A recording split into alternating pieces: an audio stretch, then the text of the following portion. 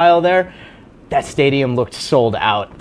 Oh my God, the atmosphere was so cool. Yeah, 15 years of waiting is honestly, hey, it's mid-March. We can say it because I mean, you guys are in a They're wild going to card make position it right now. first place in the Atlantic by multiple games. We do have a full screen, as it has been 5,429 days. Unfortunately, I forgot that full screen.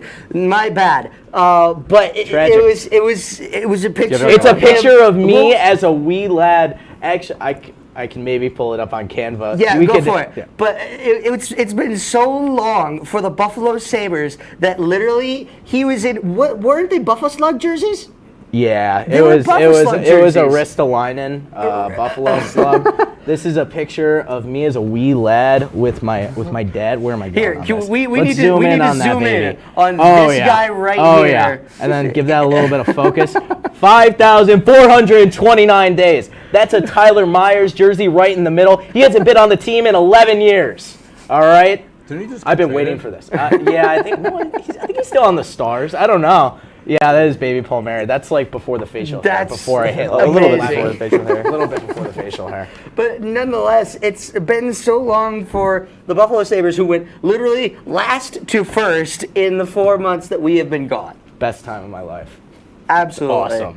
Anyways, let me talk now about the Montreal Canadiens in their game against the Toronto Maple Leafs, which here's a stat that all of us can laugh at. The Montreal Canadiens scored twice in the first period and held on for a 3-1 victory to hand the Toronto Maple Leafs their 8th straight loss at the Bell Center on Tuesday. Yeah. I can't even. If there's one thing that I and everybody at this table can agree on, it's the fact that the Leafs suck. And the Montreal Canadiens, over the last 2 years, have owned the Toronto Maple Leafs. Where is your Austin Matthews now? I love this. I absolutely are they last in the Atlantic? Yes, I believe they are, right? They're last oh my in the God. Atlantic. It's such a good time to be alive. Like, we had to sacrifice one of the New York teams, but that's low-key okay. Off, what was it? This is the most they sent unlikable off to Vegas? Nylander? Yeah, I think. Where was it? I would be shocked if they cast Marner. Marner. Mitch Marner. They Nylander cast off scored, Mitch Marner to the Vegas Golden Knights in the hopes that would fix it. Nope. But the opposite. I think it did the complete opposite. Well, Austin Matthews has been absolutely nowhere this year. You know, you were mentioning that. I think you are right that William Nylander. Yeah, he scored the only last one night. that scored at the Bell Center for the Toronto Maple Leafs from Easton Cowan. Okay, I will give them credit. Easton Cowan is a pretty good prospect and pretty exciting for the Toronto Maple Leafs, especially for a young core that, honestly, the Maple Leafs might need to rebuild. They have a franchise player in Austin Matthews, but your time's up, buddy. Your window has closed. Yeah, I was going to say, the window's pretty much. Send Matthews to go lead the new Coyotes after they honestly, yes. Bring the Coyotes back and bring the Arizona boy, Austin Matthews, out to the desert to lead the new Kachina Coyotes to the Cup.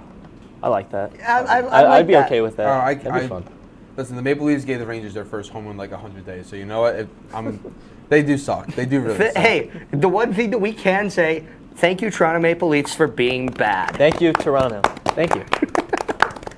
Shout out Owen Miles. Shout out Owen Miles. But I will say about the Canadiens, they didn't move like at all because we just had the trade deadline come up. I think the Islanders got some decent moves from that. Yes, Brayden we did. Schenn, right? Yeah, we got Brayden Schenn. Brayden Schenn from that. Blues. The Habs did absolutely nothing, but I'm not mad. I'm not mad that they did nothing because there weren't really any moves that they had to make.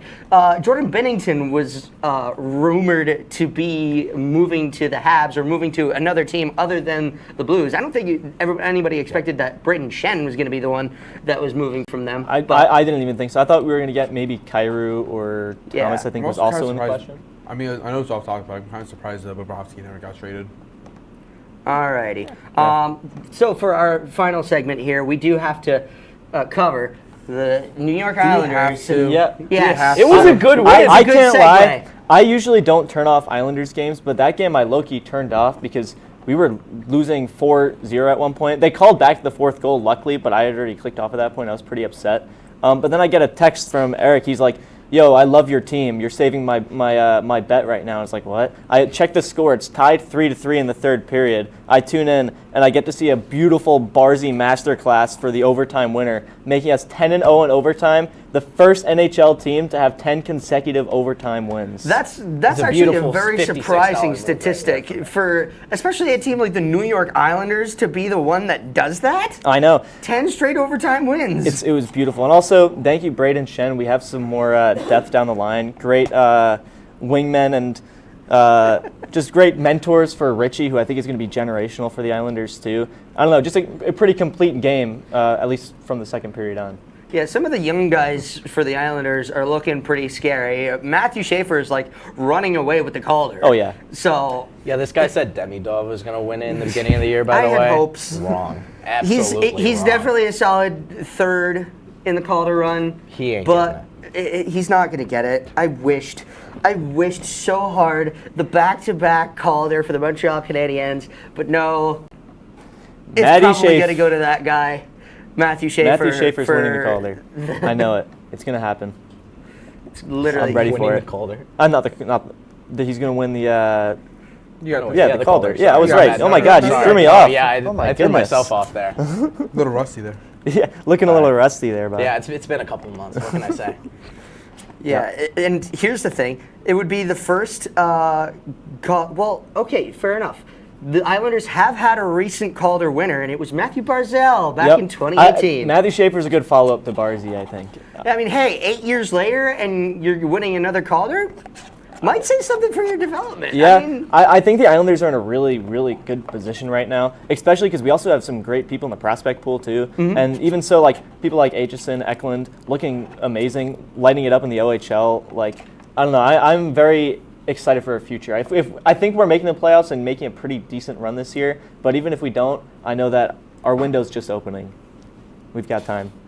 We've got time for the New York Islanders, yes, who are you guys second or third? Third in the Metro right now. Third in the Metro. Yeah. We're fighting for that second spot. Exactly. You guys literally, because it's at the top, it's the Carolina Hurricanes, Pens, the Pittsburgh Penguins coming out of nowhere for that Metro division. I know we had the second place spot for I think a night, but then the Penguins took it right back. It's a close division. Anyways, so while the NHL season is still chugging along, one team season has come to an end in a fashion most controversial. Whose season got cut short and who was the perpetrator that never should have been there? All will be revealed when we return on Hockey Talk.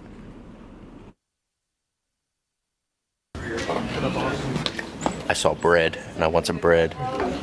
I feel like the amount of work that we get here is very different than a community college. So at my last school, we had at least an essay a week that was due for any given class. Yeah. Also make you really feeling because you start in the fall, where it's kind of like one. Still good sport.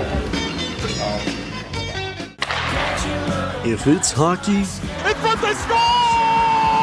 It's on Hockey Talk. It's over! Join Rob Finger and his panel of guests.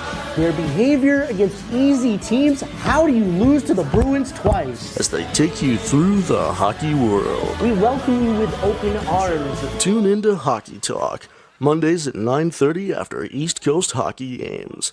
Only on WTOP.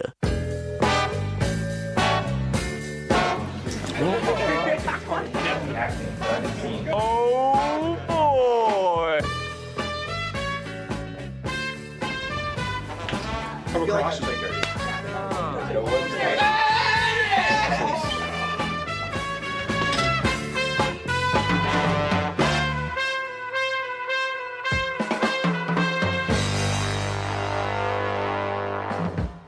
Good evening and welcome to Jeopardy! I am your host, Joe. Hello, Simon. Joe is at this place. And I'm very concerned to see what Piper's answer is here. Sorry, it's a 98-page rule book. You guys are stumped still? Joe, I'm going to sound like a little snob here. It was not founded by Ray Kroc.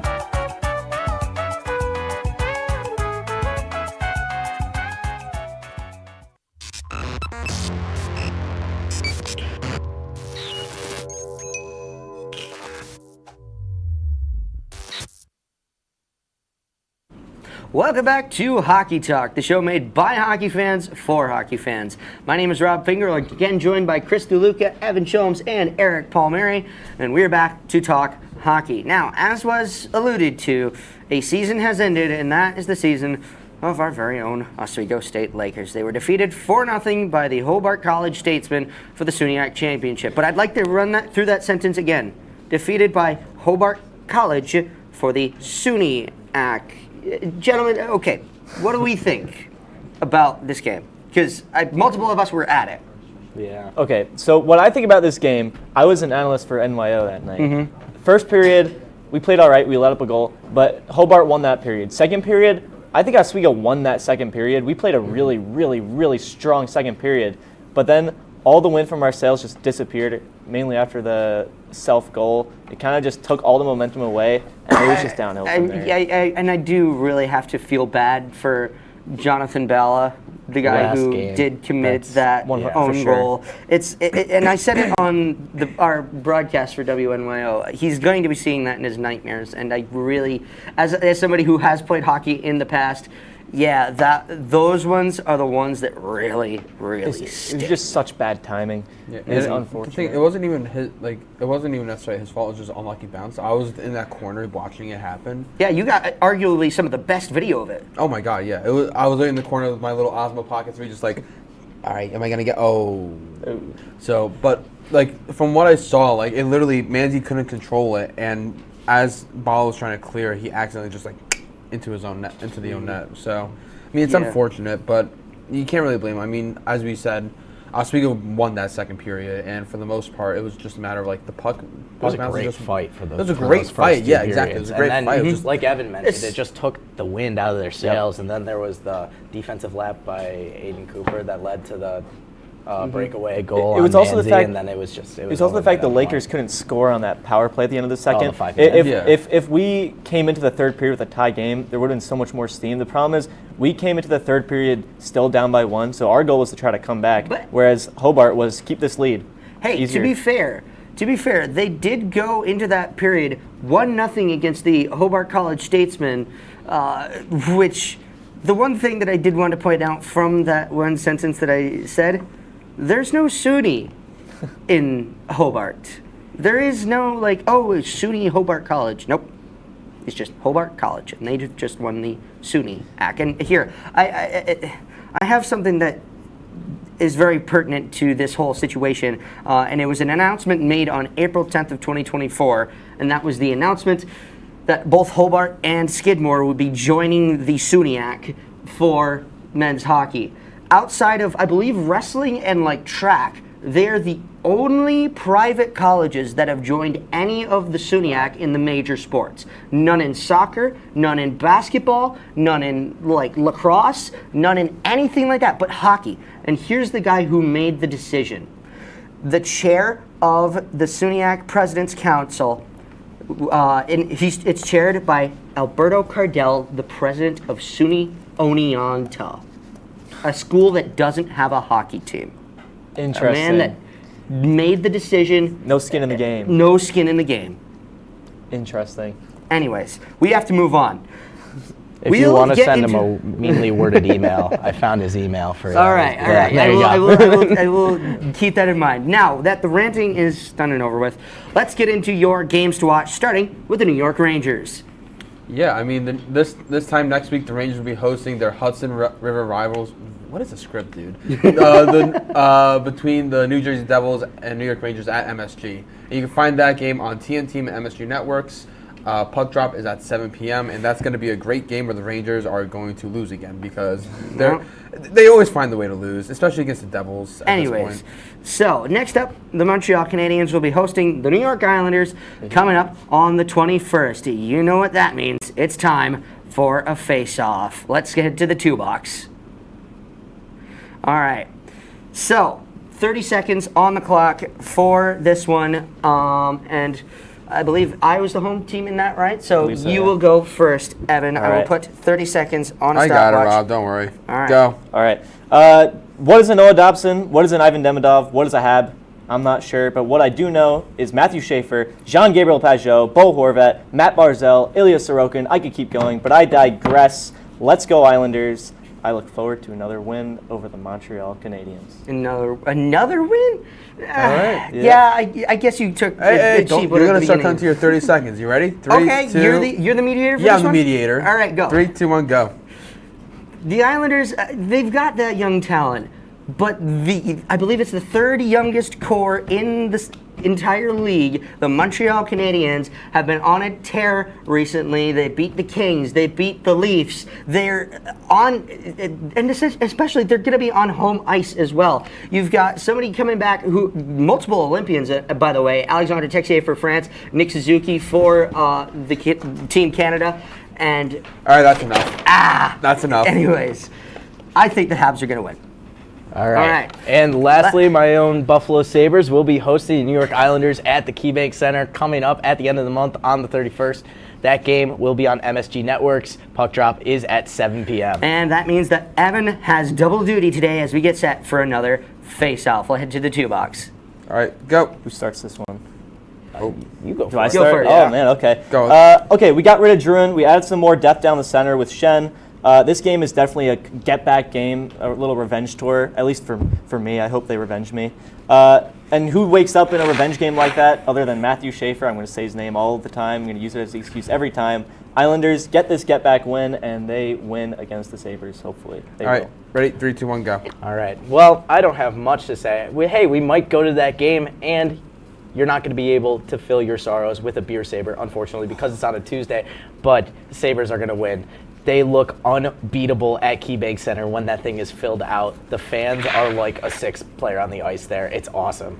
So, yeah, that's it. All right. Well, that'll do it for this episode of Hockey Talk. Lots coming up in the coming few weeks as a lot of hands are heading for just a few playoff spots. Well, hands except the Rangers. We'll see. We'll be back on April Fool's Day for our next episode. So remember, if it's hockey, it's on Hockey Talk. We'll see you next time.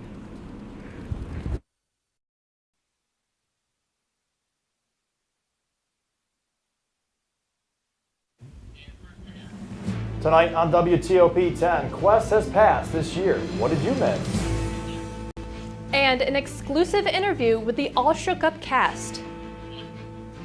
Temperatures are expected to cool down, but how cold will they get? I will let you know in my forward forecast. WTOP-10 Nightly News starts now.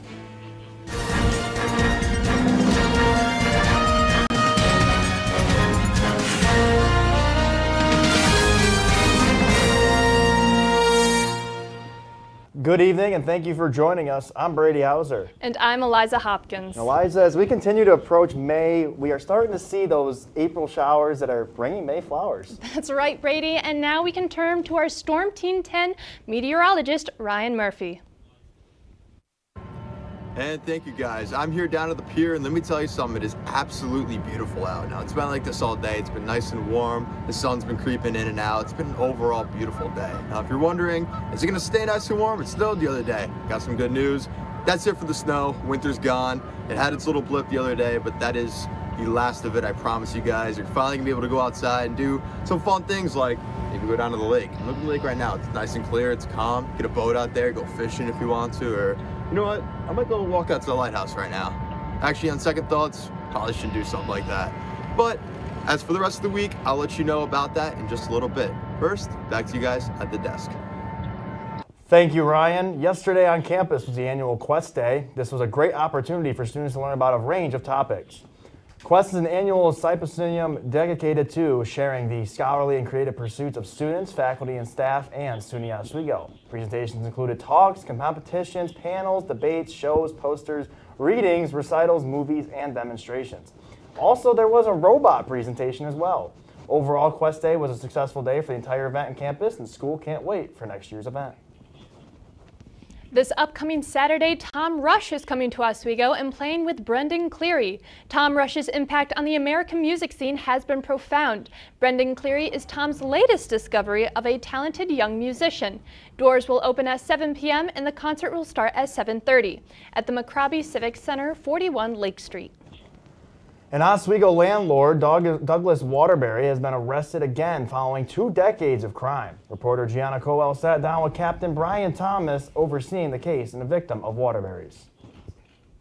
Been reached between 8 women and Doug Waterbury, a prominent landlord in the city. Sylvan Beach Amusement Park has been arrested again. Douglas Waterbury, a landlord in Oswego. In the last 13 years, infamous Oswego landlord Douglas Waterbury has been charged with stalking, sexual harassment, bribing a witness, attempted rape, and more. He's owned property since 1990 in Oswego, and reports of harassment date back to 1988. In 2019, he settled a lawsuit for $850,000. In 21, he was fined $15,000 for violating a court order to make no contact with his tenants. In 22, he was arrested with 2 counts of second-degree criminal attempt. On April 27th, Waterbury will appear in court for attempted bribing a witness, attempted rape in the 3rd degree, and patronizing for prostitution. Captain Thompson gave me his thoughts. I think he poses a threat to anyone. Just, from what I know of him and the things he's been accused of, especially in the last few years, people who are committing offenses are typically back out on the street this very same day, leaving them more opportunity to reoffend, and that happens on an almost daily basis around here. So I think they have a right to be angry, especially if you were involved in one of the cases or you were one of the victims. There was no way I could make my way past him. And there have been incidents where he has been on the property that I live at. He would park when I was part of the court case. He would park across the street from my apartment. Chased him off of the property that I live at twice. Once in 2022 in the summer, and once last summer, to young women, impoverished women that would be looking to rent from him. Don't.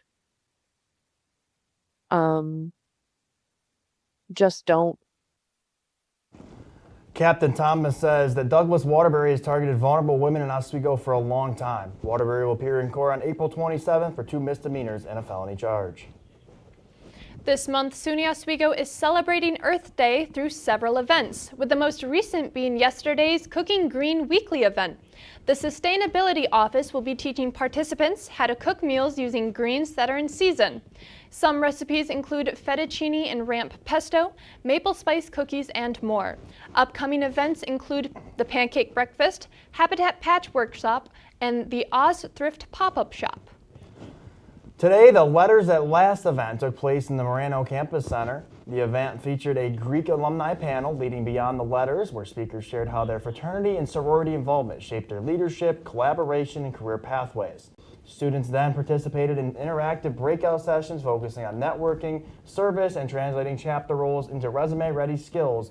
Overall, the event emphasizes leveraging Greek life involvement as a foundation for career development while fostering connections between students, alumni, and campus partners. The Village of Fairhaven is planning on putting a cap on how many short-term rentals will be allowed within the community.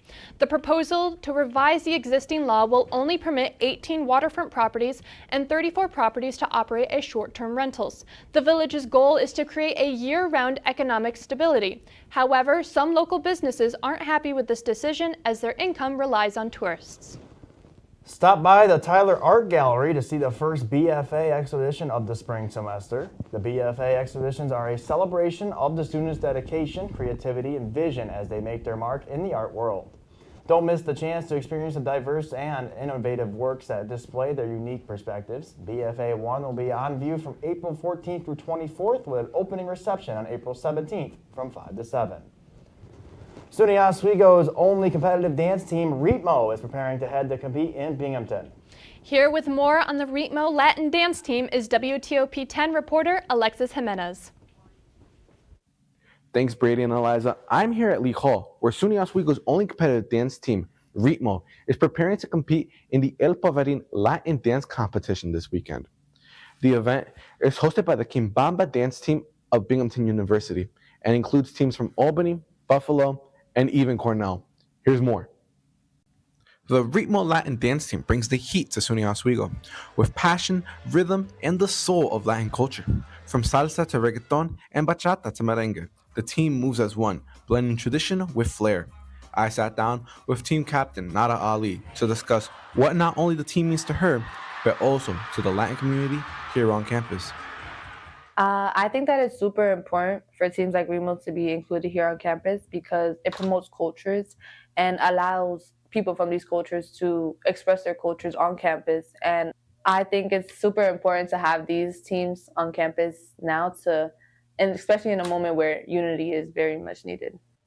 Team captain Nada Ali also spoke to me about what it means to be the only competitive team here at Oswego. Not only are we representing a dance team, we're representing our whole school.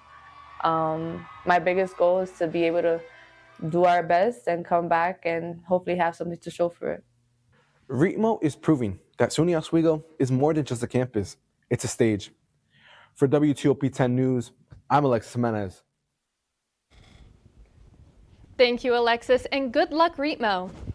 A German film in the Kebab Connection is being shown tonight in the Morano Campus Center. The movie's themes are the competition of Turkish kebab restaurant and a Greek tavern, and it is about a gang trying to extort the owner from the kebab restaurant. This movie stars students Dennis Moschito, Noro Scherner, and Guvin Karak. The movie is airing in MCC Room 132 at 7 p.m.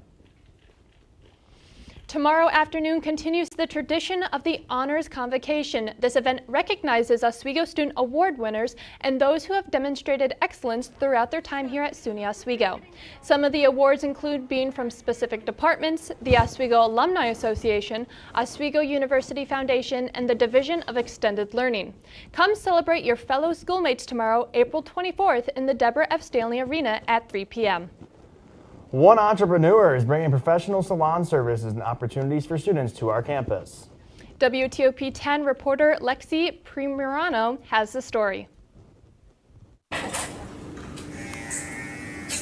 SUNY Oswego, students, faculty, and staff don't have to go very far or even leave the campus to change up their look. Here at Morano Campus Center, you can find an on-campus salon where you can walk right in for a fresh cut or style. It's Ty Kim that runs Finesse Salon in Rochester, and just this past fall semester, he was offered the opportunity by the school to bring a piece of his salon to Oswego's campus. And although his original location is very successful, Ty Kim says the opportunity to have a spot here means a lot more than just cutting hair. Offering services is like you make people walk out of here and they still feel good about themselves. Like I went to college before, and it would have been amazing to have a barber on or, a salon on campus to where I can keep up on, my weekly or bi-weekly, maintenance. And his passion doesn't end with just hairstyling or giving a convenient experience. He isn't just looking to add on clients, but also to give opportunities to students who may have a passion on the side for anything beauty. Preferably students that go to the school here, if they're interested, if they already have a license, or if they're looking to learn more. I'm definitely interested in working with them to get them in my space, and we can do business together. With a dream to have an academy in correlation with his salon, Ty Kim makes it clear to us that this is only the beginning of Finesse Salon. For WTOP-10, I'm Lexi Morano. You can find Finesse Salon in Morano Campus Center, room 146A. Still ahead tonight, a special look at the musical All Shook Up as we welcome 2 cast members to the desk. Plus, highlights from last night's big games for both of Oswego's lacrosse teams with WTOP-10 sports anchor Josh Madison. It's pretty clear outside, but will it stay like this? Stick around, I'll let you know right after the break here on WTOP-10 Nightly News.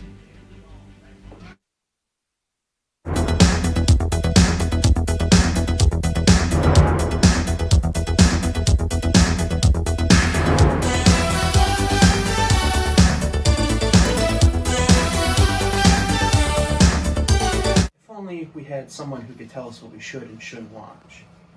Well, do we have a show for you? Who are you? What are you doing in my bed? On Be Kind and Rewind, we will go through and review all your favorite movie franchises and tell you which ones you should and shouldn't watch from the perspective of normal movie fans. Well, be sure to check out Be Kind and Rewind on WTOP-10.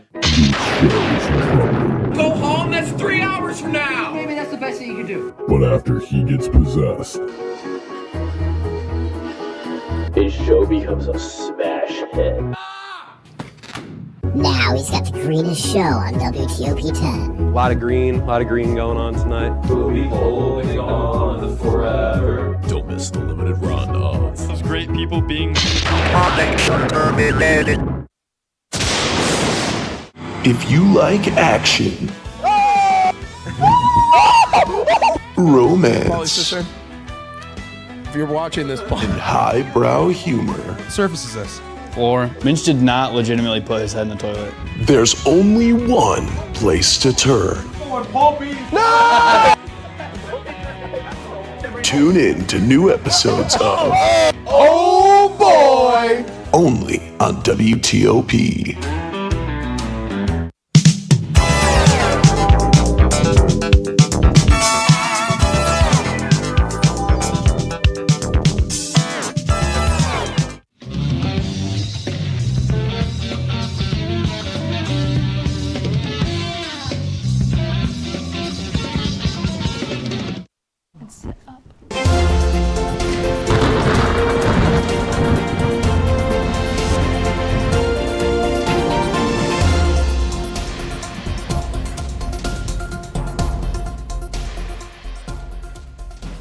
Meteorologist Ryan Murphy with your local weather forecast. Now we're going to start off here with our song of the night, American Nights by Zach Bryan, because listen, it's the end of the semester, summer's right around the corner. And before you know it, you're sitting around a nice bonfire, enjoying those wet, hot American nights. Now looking here at our live satellite and radar, you can see there are some rain showers that are going to go quickly on by overhead here. Now it's not too bad because right after that it's going to clear on up, and you know, you get these nice temperatures that we've had pretty much all day. It's been a really, really nice day. We had temperatures well into the 60s. It's been pretty much clear, and we're going to get a whole lot of that. And you're seeing a lot of that throughout the state here. Look at this. Mid-50s. You got 60 down here in Dansville. It's been a really, really nice day. It actually feels like spring for once, except for up here in Tupper Lake. Sucks to live up there, I guess. And with these nice temperatures, you get to do fun things like go golfing. So if you want to go hit the course, see if you still got it. Tomorrow, honestly, is your best shot. Personally, I'm going myself. Got a tee time, 6 p.m. If you see me on the course and I hit a ball in the woods, no, you didn't. That wasn't me.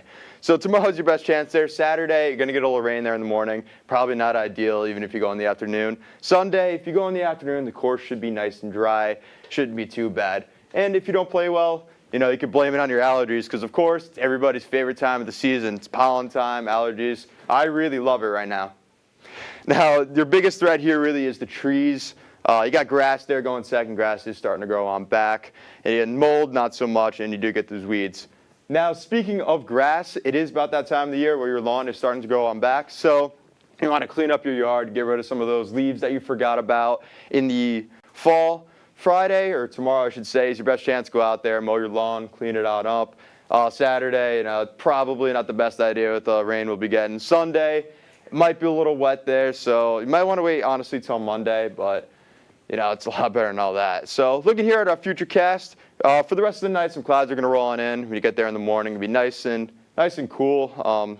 You get a couple clouds here and there throughout the day. Your main threat here is Saturday in the morning. We'll get those rain showers. You know, that will kind of linger throughout the day into Sunday, but Sunday will be nice and clear. Now, here as for tonight, it is going to drop down to 38 degrees. You do get that small chance of rain that you saw there earlier on the live satellite and radar, but honestly, it's not too concerning. Now, looking here for the rest of the week, honestly, a really, really nice week. It's a lot warmer. You got nothing freezing. I got to worry about snow. You get in the 60s there Monday, Tuesday. So something to really, really look forward to. Now, that's all I got for my full forecast. Back to you guys at the desk. Thank you, Ryan, and we are so excited to have a couple cast members from the Oswego Spring production all shook up. First off, thank you guys for joining us, and why don't you guys start by introducing yourselves? Hi, I'm Owen. I play Dean in the show. Hi, I'm Shelly Lopez. I play Lorraine. Now, these both sound like main characters in the show. What do you like most about playing these characters?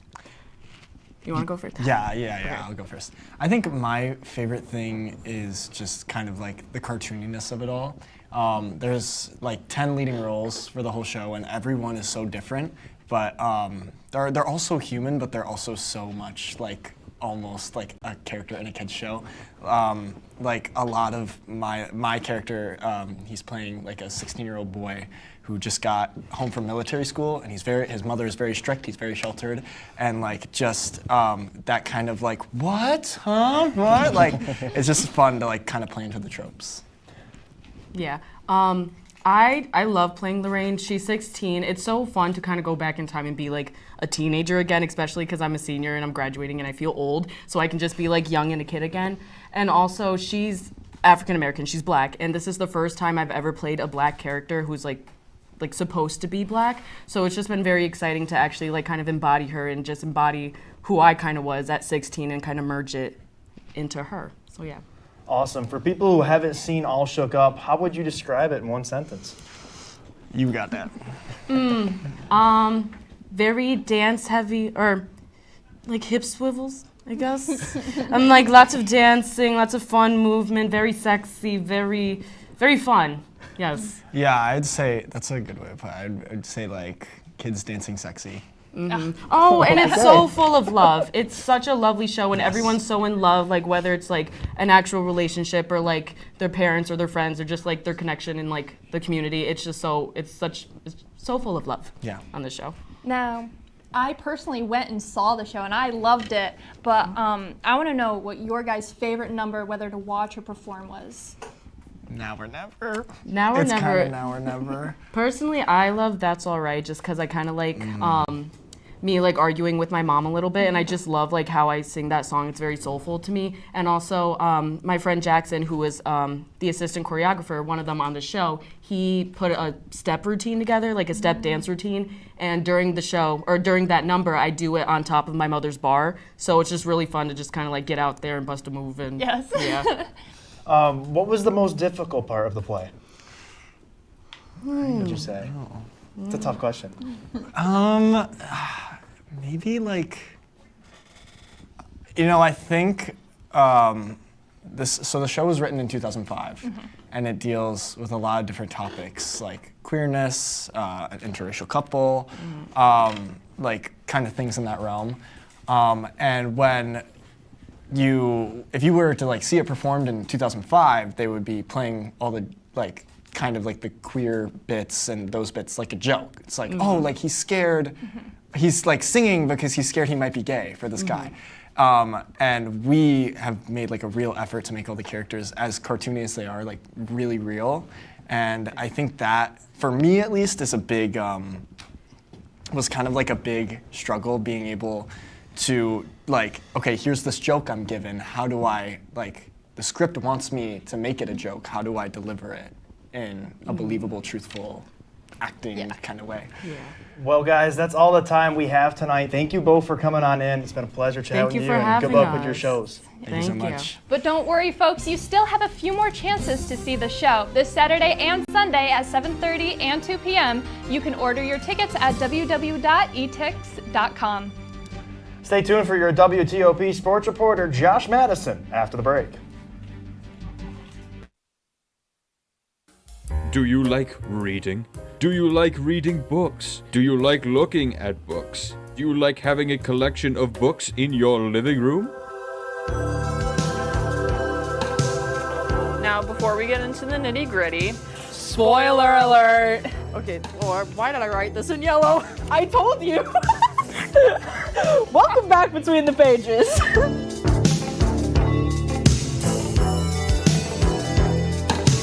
Good evening and welcome to Jeopardy! I am your host, Joe.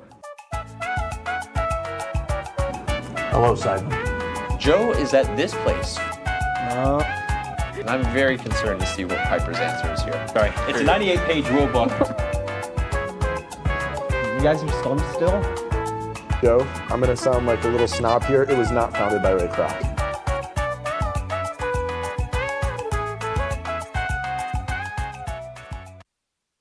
Welcome back, everybody. Season 2 of Oswego Lazo.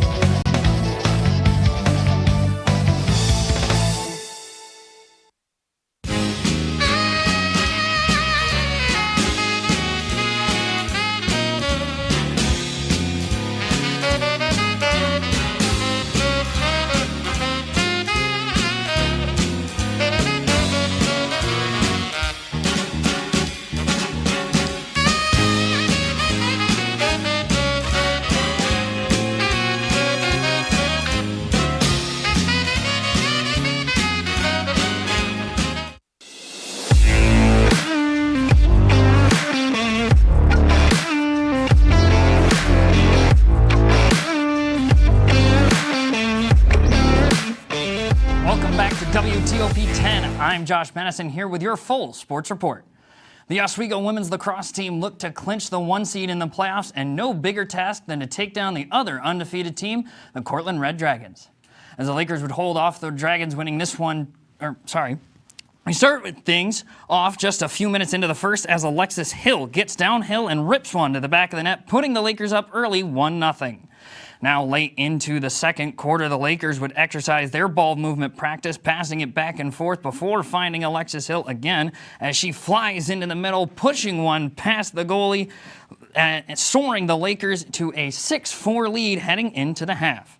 The Red Dragons would not go down that easily as Sydney Elizalde would get one in the corner and squeak it past the Lakers defense. She would lead the Dragons with 4 goals as this one would make it a tight 2-point game with less than 3 minutes remaining.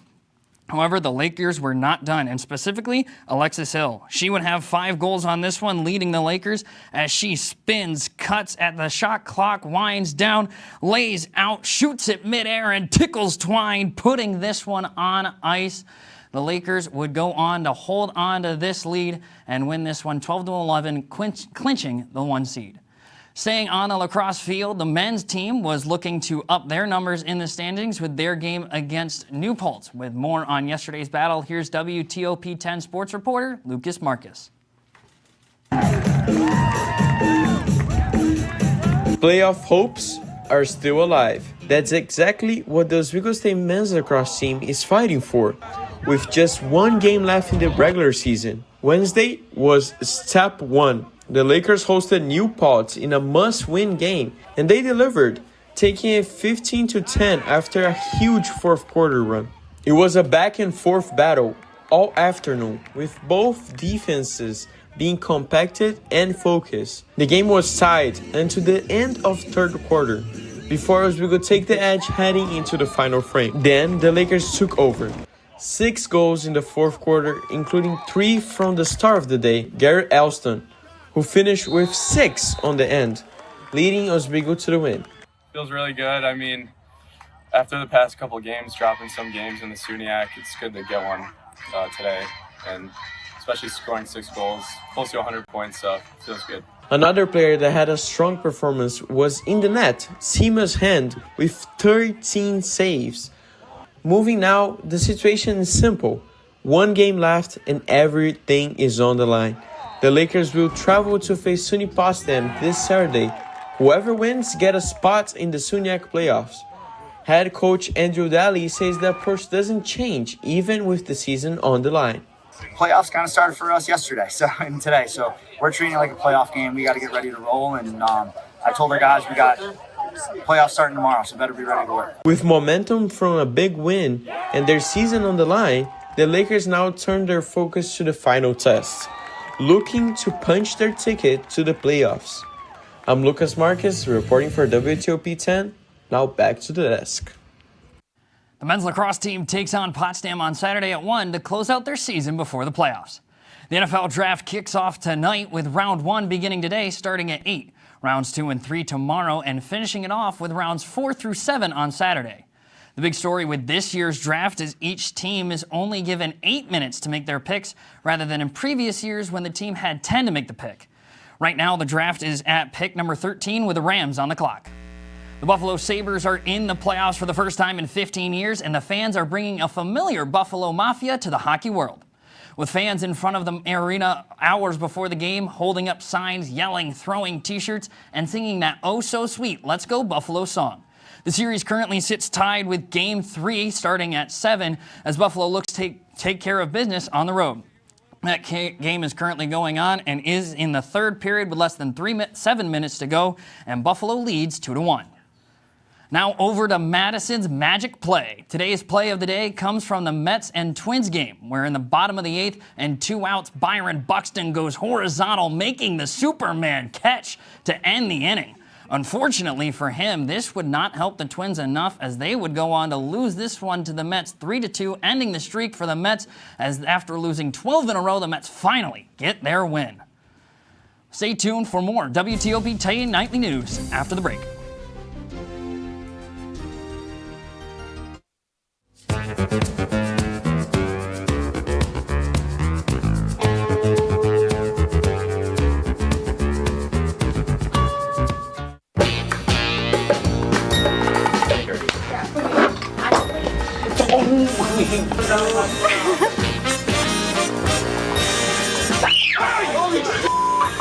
7, Got it. 6, You better watch out. 5. You gotta swat you like a bug. That is like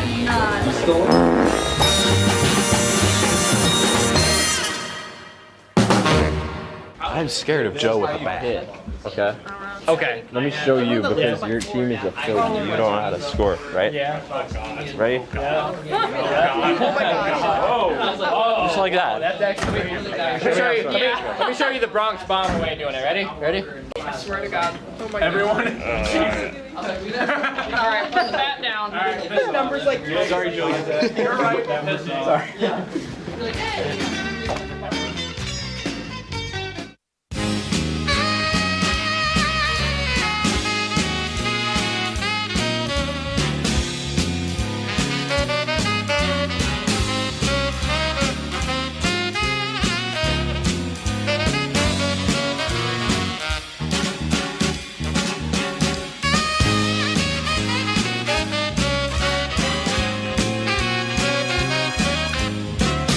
That's our report for tonight. Be sure to stay tuned for later connections.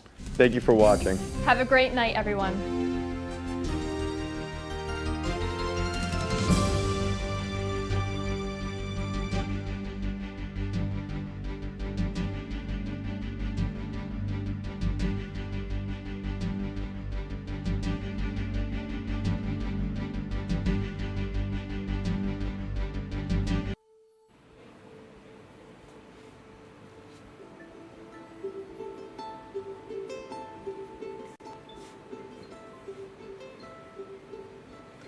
Hello and welcome to the bookshelf with a very special episode of Borealis Booklight, where books shine brighter than screens. I'm Kelly, and as you can see, Aurora is unfortunately not here this week. So I'm holding down the fort here, but I am not alone. Everyone, please welcome the boys of Be Kind and Rewind, Owen and Blake. What's up, everybody? Hello. Now, before we get into the nitty-gritty, you guys ready to say this with me? Yep. Yes. Spoiler alert! There may be some spoilers in the books and movies we discuss, so if you haven't read it, you can come back to the video on our YouTube anytime you like.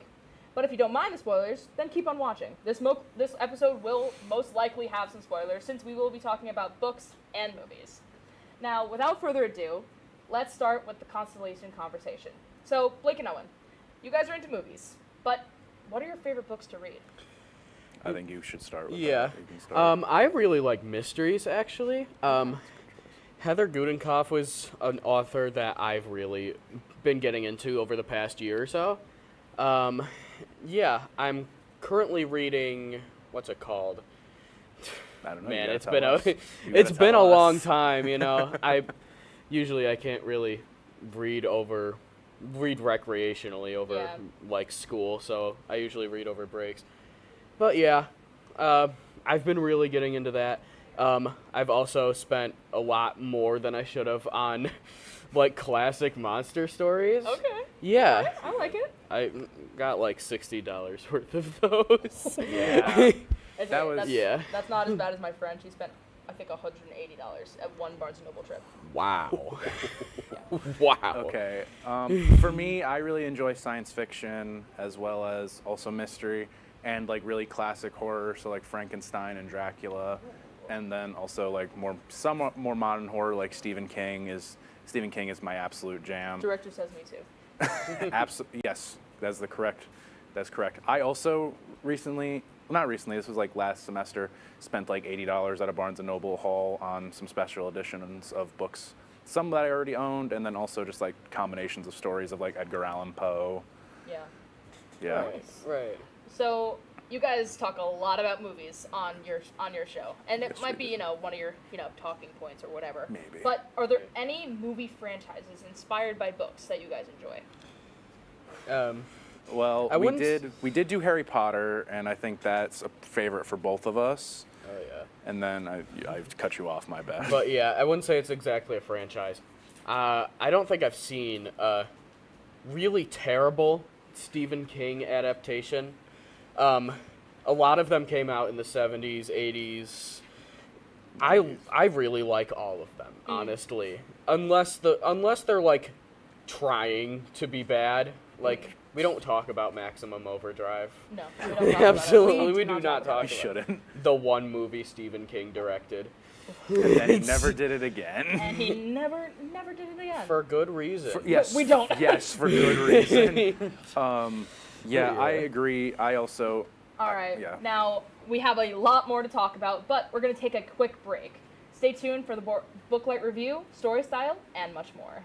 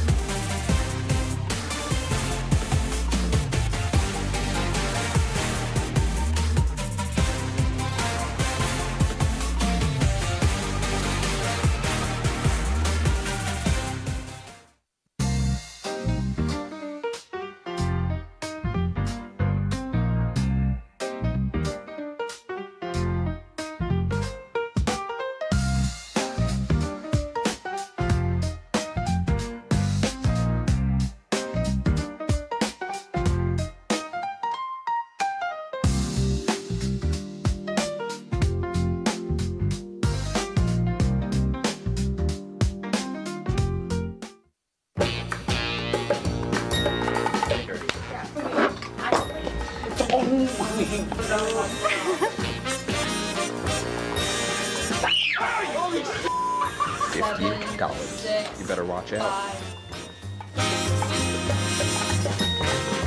You got swat you like a bug. That is not.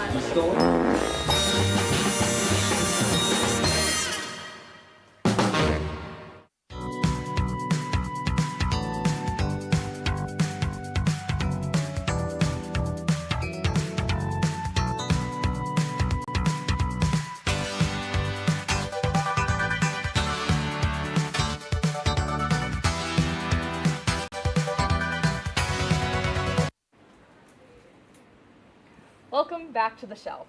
This segment is called Booklight Review, where we usually talk about genres and books, but there is one major franchise that has been on my mind, and I think you guys might know it. Have you guys ever heard of the series The Hunger Games? Yes, we have. Yeah, I have. I would say that I have. So now, this is a huge franchise, as we all know, but let's start with the beginning. The first Hunger Games book came out in 2008, followed by the movie in 2012. This is where we meet Katniss Everdeen, Peeta Mellark, Haymitch Abernathy, and so many more. Blake and Owen, from a movie standpoint, what are your thoughts on the first Hunger Games? I would have to say, I really liked it. I think that the world building was fantastic for everything that they put in. The backstory of Katniss and Primrose's father, I think that was really well shot as well. Just, short little backstory scene. It's like 10 seconds maybe. And yeah, you could really, obviously Jennifer Lawrence, I feel like this was one of her first major roles, I think. I think so. This is definitely the one she's most known for. That's even still, yeah. Yeah, and my boy Josh Hutcherson. Josh Hutcherson. Dude, I love that guy. Shout out to Josh Hutcherson. Yeah. You may know him now from FNAF, but this is where I first knew him from. And yeah, he's fantastic. He looks like a little baby. I know, he looks so young. There's so many people in this franchise that are just babies. Like, I think Jack Quaid was in some of these movies, or one of them, and he also looks like a baby. Just, yeah. He was in Scream. Scream 5. And Gotcha, The Boys. He's in The Boys as well. Yeah, and there has been a lot of talk of the books not really being that different from the movies. This is kind of the ones that, excuse me, stayed pretty close to what the book was like, and it kind of really did transport you to that world once again, because there is a lot of movies that will just be like, oh cool, we'll inspire this book. Yes. Anyways.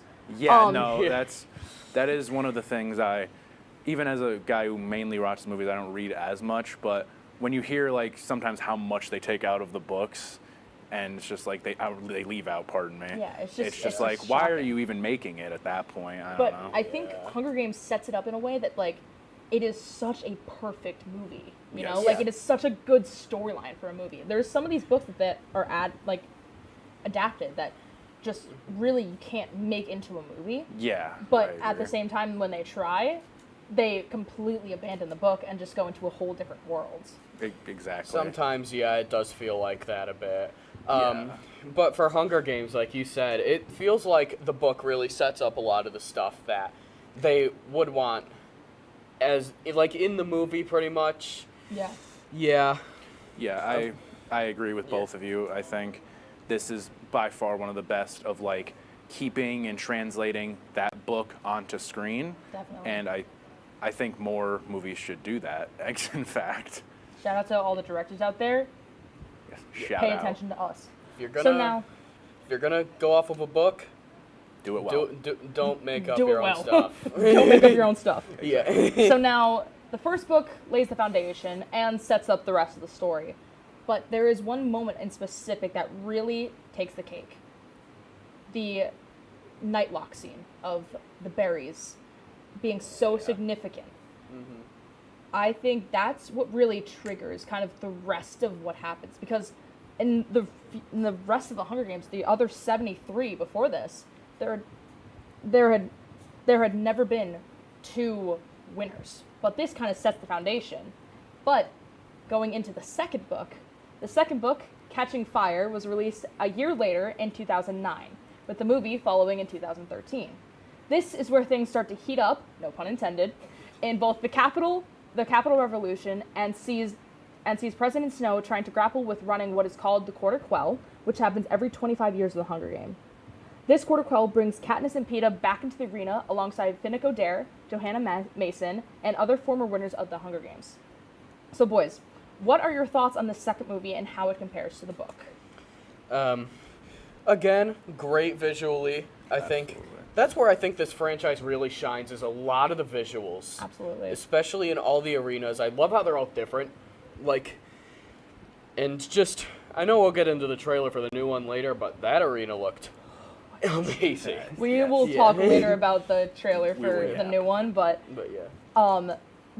Even the arena being set up like a clock too. I know. It was like counting down the time that they had left, because all of them are winners, you know, and these winners are on a time clock from like when they win the games versus when they're no longer really in the spotlight. Yeah. But something we do see a lot of is Finnick Odair and all of those characters kind of being used like to be put up on pedestals by the Capitol. And like the difference in like how it's being shown in movies versus how it's written in books, I feel like it's much more graphic in books than it is in movies, because, you know, you gotta keep it safe for the kids. Yeah, but, obviously. Pretty sure they're mostly PG-13, so you can't really show that mostly. much. But there is moments of Johanna being pissed off at the games and just being royally upset about everything. But there's also moments of you see bonding happening between all of those former winners, because they all have been through one of these games before or multiple. So I just want to know, like, what do you guys really think, like, this story of unity and kind of setting up, like, that there's one side versus another? I think that this franchise does that very well. I think for the allegory of sort of government versus like civilians, I think allegory is a big word. Look it up. Oh yeah, bringing out the dictionary today. We but know yeah. some big words. Yeah, we know some big words. We're a little smart over here. But yeah, like I was saying, I think when it comes to that, allegory, I think that this is one of the first things that comes to mind for me. Yeah. Just because, this, I know, like you said, like in the last movie, that moment captured, like, what the rest of this franchise was going to be. Mm-hmm. And I think that Catching Fire really introduces, like, it really kicks off that plot line for the rest of the franchise. Gets the rest of it going, absolutely. Yeah. Because there's moments of all of them having those gold wristbands or something of, like, a gold memorabilia of, like, Katniss having her Mockingjay pin that she brought into the arena in the first games is brought back in the second games. But there is also kind of that counterbalance from the Capitol, because they kill Senna right in front of Katniss, right as she's about to go into the games. which I think is one of the craziest reactions I've ever seen from an actress in my life. Oh yeah. Jennifer Absolutely. Lawrence's reaction to that was just spot on for what was going on at the time and what was happening in Katniss's brain. Because it really captured like, oh my goodness, this is actually happening and this is real. Like, yeah, this is serious now. Like, yeah, exactly. It's insane. Especially with such a big character in the first movie and a big character in the Hunger Games portion of Katniss's life. Like, he's basically like one of her biggest mentors to start off with, and to have that happen right in front of her, I think Jennifer Lawrence kills it in that scene. Absolutely. Yeah. Absolutely. And moving on into later scenes where we see Finnick Odair with Maggie, I think is her name, that older woman that was brought back into the games. They're kind of companions as well. And then she gets left behind in the poison gas. And he is just destroyed after that. And it really kind of shows that the Capitol does not care at all about these characters. That's what, like, I was saying, like, this, it really shows that, like, the top of the class, like, doesn't care about the lower class. But, like we've been saying, lastly, from the main trilogy, Mockingjay was released in 2010, and the movies were released in 2014, and then 2015. In this series finale, the revolution has completely erupted and taken over the districts and the capital. It is revealed that the once-lost District 13 is alive and thriving, and that's where Katniss hides out and becomes the pinnacle figure for the revolution. Gentlemen, as this is the series finale, there are some major differences that were made. What are your thoughts? Especially in it being split into 2 movies and not just one. We were kind of talking about this before. Yeah, we were. But I want to know. It's one of my least favorite things that kind of happened in the early 2000s. That was first with Harry Potter when they split Deathly Hallows into 2 parts. Then it was this, and Maze Runner, I believe, or the last movies are split into 2 parts. I personally just find it unnecessary. That's just my opinion. I think most fans would prefer just one longer movie. I don't know, maybe I'm wrong. I don't know. And what do you think with that? I mean, yeah, I would say that too. I think it was kind of pointless to do a 2-movie thing, especially when, for like this book in particular, I don't think it needed to be split up into 2 movies. Like, it also kind of like cut the adrenaline in half. You're like, wait, that's the end of the first one? Yeah. What's going to happen in the second one now? It's unfortunately just it's a thing that Hollywood does, kind of, just where they're like, and it's not even gotta raise more the as like office. I was gonna say it's not even really like for the plot. It's for money. The money. It's for money. But just like I was saying, kind of in that synopsis, it's really when the revolution erupts. Oh yeah, absolutely. Peeta's captured by the Capitol and turned into kind of a monster against Katniss for a little bit. Then he's rescued because, he is Katniss's love interest after this entire first games where they were kind of forced to be. The second games, they're the only 2 that really know each other and have a connection. And then that third and final book is where they really kind of build that connection and build that life together. So kind of that first read of like when Katniss and Peeta eventually, reunite after Peeta's rescued from the Capitol. That moment of when he starts to strangle her basically and try to kill her. Yeah. That was like, oh my. That's the boy who breaks bread. That's not Peeta. That's a monster. That's not him. What have you done to my boy? My boy.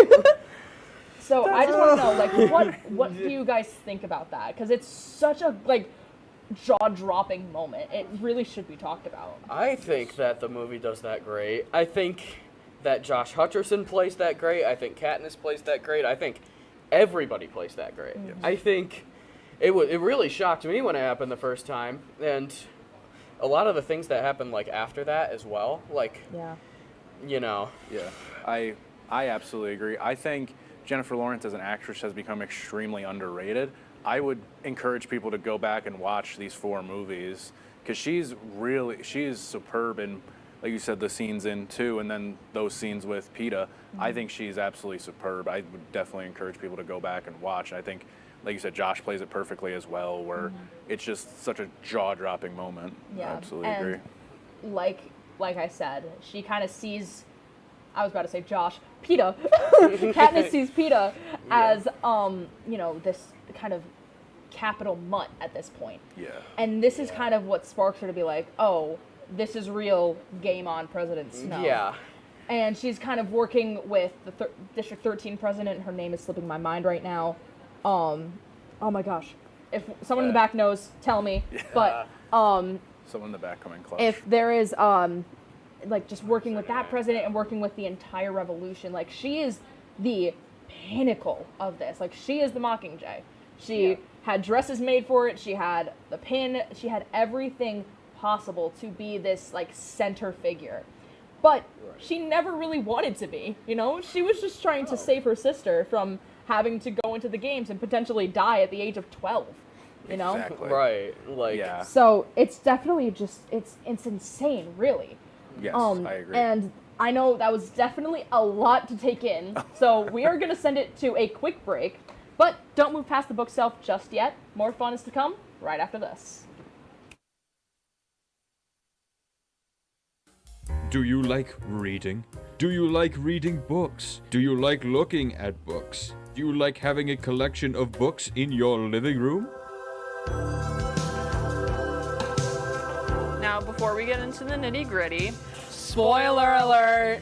Okay, Lord, why did I write this in yellow? I told you! Welcome back Between the Pages!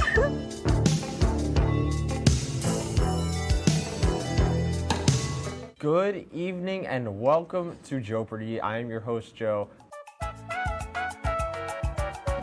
Hello, Simon. Joe is at this place. And I'm very concerned to see what Piper's answer is here. Sorry, it's a 98-page rule book. You guys are stumped still? Joe, I'm going to sound like a little snob here. It was not founded by Ray Kroc.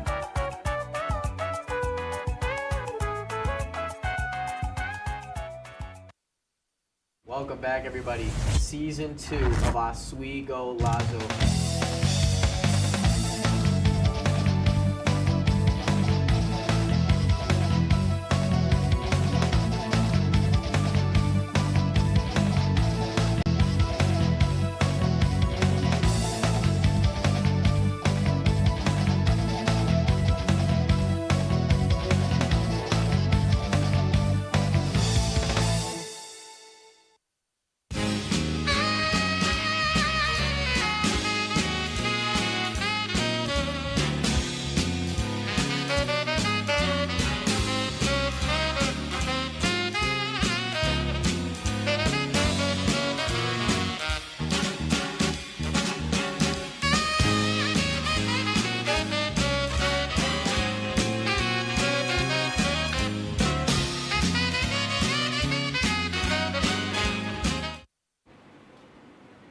Welcome back Between the Pages.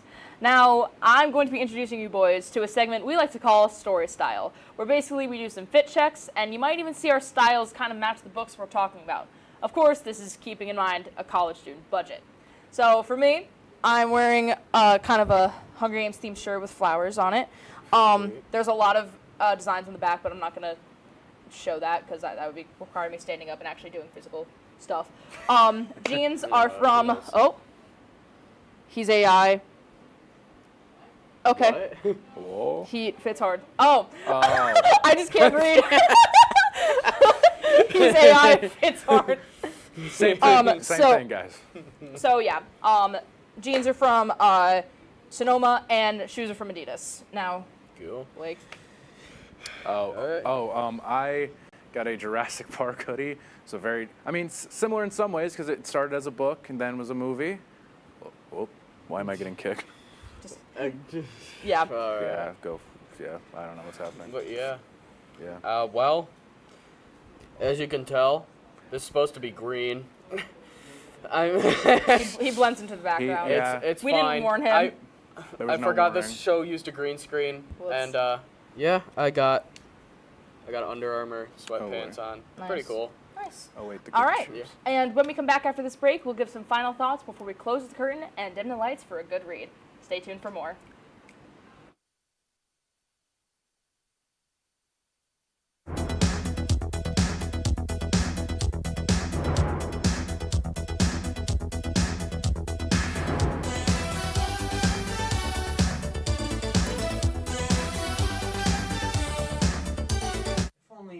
someone who could tell us what we should and shouldn't watch. Well, do we have a show for you? Who are you? What are you doing in my bed? On Be Kind and Rewind, we will go through and review all your favorite movie franchises. And tell you which ones you should and shouldn't watch from the perspective of normal movie fans. Well, be sure to check out Be Kind and Rewind on WTOP-10. Go home, that's 3 hours from now! Maybe that's the best thing you can do. But after he gets possessed, His show becomes a smash hit. Now he's got the greenest show on WTOP-10. A lot of green going on tonight. We'll be holding on forever. don't miss the limited run of Those great people being. If you like action, romance, Sister, if you're watching this, and highbrow humor, surface is this. Floor. Minch did not legitimately put his head in the toilet. there's only one place to turn. No! Tune in to new episodes of Oh boy! only on WTOP.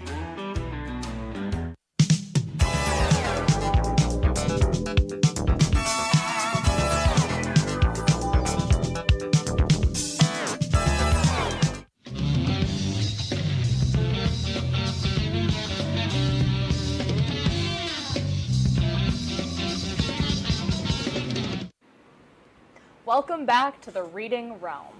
So this is our last segment we like to call the last page turn, where we give some final thoughts on this episode, and we'll be talking about something that has been requested by the spirit of Aurora. But first, Blake and Owen, how are we feeling so far? I'm having a great time. Aw, I'm so glad. It's fantastic to talk about this kind of stuff. I'm also having a great time, other than Epic. not being able to talk about my fit. No, I'm just I'm kidding. sorry. It's okay. Now, there is not only the main trilogy in the world of Panem, but there are two prequels that have been developed in recent years. Wow, I can't talk. Guys, firstly, what are your thoughts on Sunrise of the Reaping? And then we'll talk about Ballads of Songbirds and Snakes. So I saw the Sunrise of the Reaping trailer earlier, and by earlier I mean like half an hour ago. Yeah. Literally. But yeah, it looks amazing. I talked a little bit about the arena earlier, but it looks fantastic. Yeah. But haven't really been in touch with this franchise a whole lot recently, but hey, maybe that'll get me right back into it. Yeah. And yeah, maybe I'd be down. Yeah, I was with him watching the trailer. I think it looks great. Like we've said, the costume design and world design all looks great. I think this franchise has always excelled at that, and this seems like it's going to be that once again. I actually think I'll see this one in theaters. I'm going to go see it in theaters. High praise. High praise. Now, full disclosure, I haven't read the book of not Songbirds and Snakes, Sunrise and the Reaping. I have not read it, but I think from just watching the movie trailer, looks super cool, and I kind of do want to go pick up the book and just be like, I need to see what this is about. But Ballad of Songbirds and Snakes, that is the prequel of all prequels. Yeah. Yes. It has Rachel Zegler in the movie. It is the backstory of President Snow. I think this one really sets up why he doesn't like Katniss at all, because he reminds her. So, it reminds him so much of, like what to talk about with Katniss and how like they were so similar. Yes. So, not only do we have thoughts on it, but my lovely crew has thoughts on it. So, I would like to add that our wonderful crew has asked some questions to me, Owen, and Blake, some Hunger Games themed questions. So, let's see what we got. I think we'll only have time for a couple, but would you suggest the books or the movies? I'm biased. I'm going to say the books. I'm also kind of biased. I'm going to say the movies. I'm triple biased. I'm going to say the movies as well. Mm-hmm. Yeah. Okay. What do you think the next book will be about? That is a good question. I am really not sure. I mean, it could be a whole sequel to everything. They could pull a Star Wars. I really hope they don't. I honestly also hope either. they don't, especially if it's like anything like the Star Wars sequel trilogy. You've heard my thoughts on that. Oh, yeah. I think it's going to be a Finnick story. Oh, I think see that. It could be a Finnick I can story see because he that. did find love in that part of the story. It's in love. So, yeah. And we'll do one more question. Okay. Who is your least favorite character, and why is it Gale? As my mic falls over. The mic hates Gale so much The mic hated Gale so much it wanted it to had get to fall. away. Rebelled against Gale. It rebelled. Yeah, I don't think anyone likes Gale, which really helps that their actor portrayed Gale so well. Here's the paper. Thank you, I appreciate it. Well, yes, I mean, you got to give the actor some props that they All right. portrayed a bad character so well. No, although this episode is ending, we shall be back very soon with our final regular season episode. Don't forget to tune back in a couple of weeks for an episode all about sports, and maybe yet another collab. Actually, we have time for one more question. Okay. Surprise final question. Surprise final question. All right, let's see. How do you feel about Ellie Fanning as Effie? Honestly, it could be good. I mean, could be bad. I haven't really seen a whole lot with Ellie Fanning in it, honestly, if I'm going to be really honest, but she's decent. So She's decent. I think she'll do well. That's my opinion. There we go. Now, that's the end of our show. So wherever you are, get comfy, dim the lights, get your book light, and let yourself be taken away to the story world of a good book. Have a good night, everyone.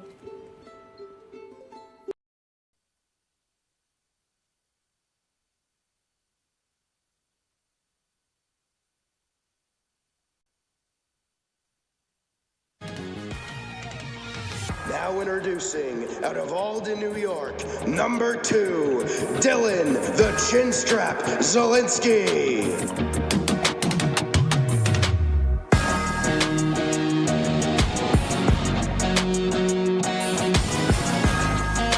Introducing next, out of Schenectady, New York, wearing number 69, Kenny the GM Gerard.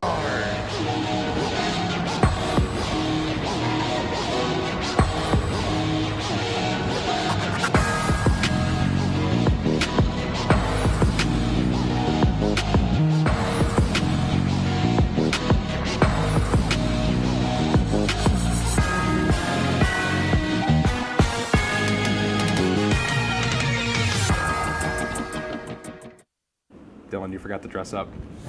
Wasn't I supposed to? No, I don't think so. I'm not running for GM. Neither am I.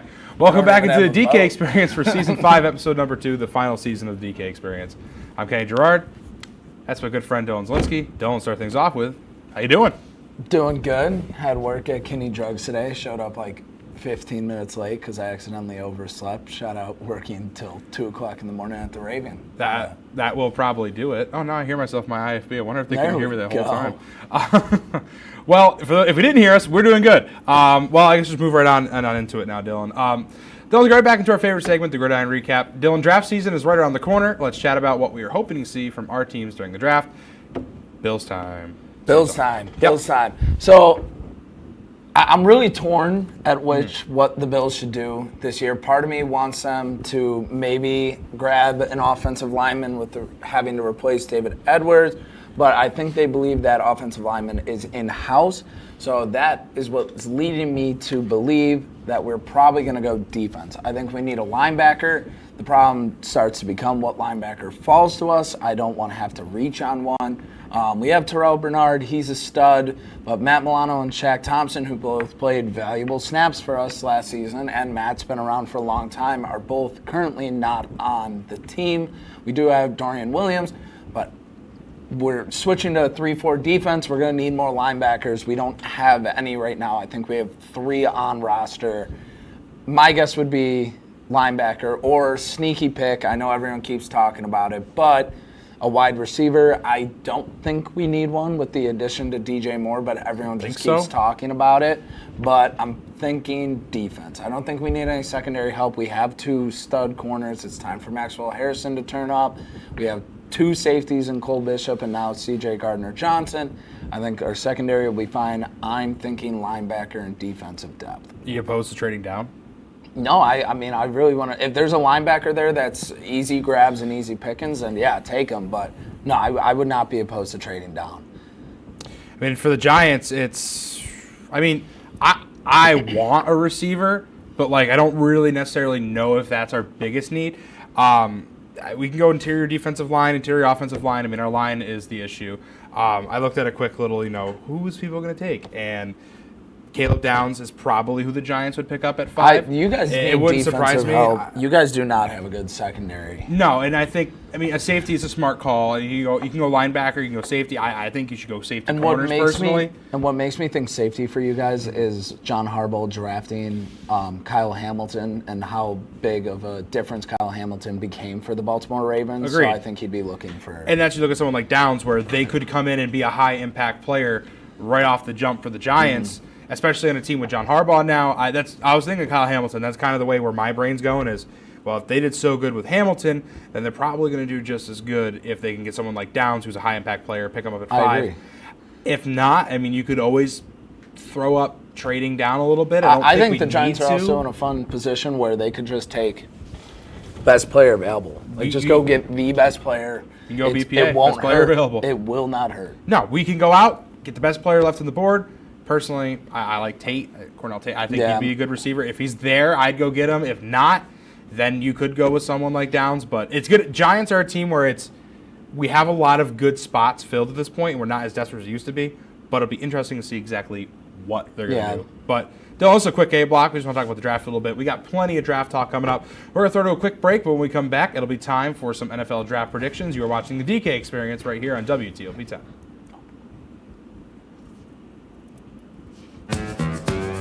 Quick block. I love that. 5. Our mics.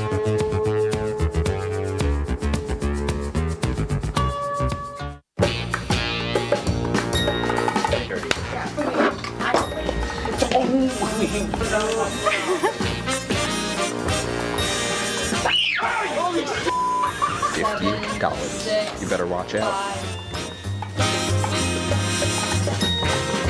You gotta swat you like a bug.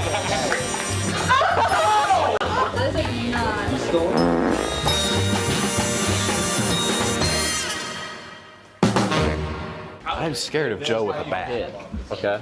Okay. Let me show you because your team is a filthy. You don't know how to score, right? Yeah. Oh, God. Ready? Yeah. Oh. Just like that. That's actually let me show you the Bronx Bomber way of doing it. Ready? Ready? I swear to God. Oh my Everyone. God. All right, put the bat down. All right, this number's like. You're right. Sorry. Yeah. You're like, hey.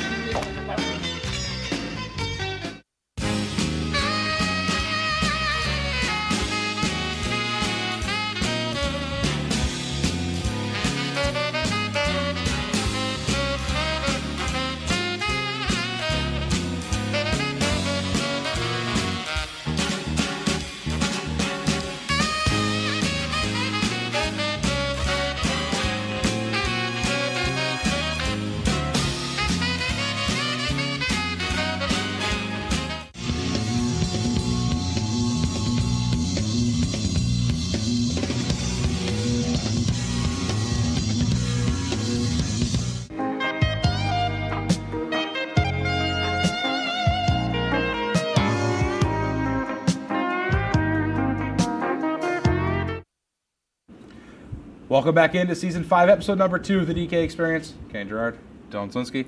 Dylan, let's get right into it. Dylan, stay on our NFL draft theme. Let's try to predict the NFL draft. Let's start off with who we think are going to be the biggest booms and bust players of the draft. We can start off with some boom players. I looked up a list from Pro Football Focus of the top 10 biggest boom or bust potential players. You got to let me know what you think of some of these guys. Big name, start off with Jordan Tyson from Arizona State. He has an 89.5 PFF. He's pretty good. If he wasn't as hurt as he was, he'd be a top 10 pick.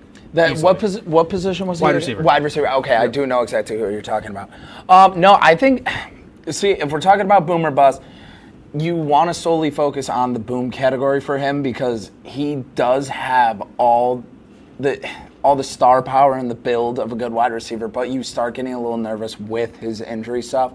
I know he just re-aggravated his hammy So he isn't even running a 40. He isn't even participating in his pro day. He didn't participate in the combine. That starts getting a little scary. I'm pretty sure he's blown up his knee twice. But when he's on the field, he's on the field. The dude's good. Not a lot of drops. I think he had a very low drop rate. But no, I think he could be a boom. But I think the reason he would be a bust is because he wouldn't be able to stay on the field. Nothing to do with that talent. So this is probably going to be the second quarterback drafted behind Fernando Mendoza, and we will get there because I know you want to talk about that. Let's talk about Ty Simpson from Alabama.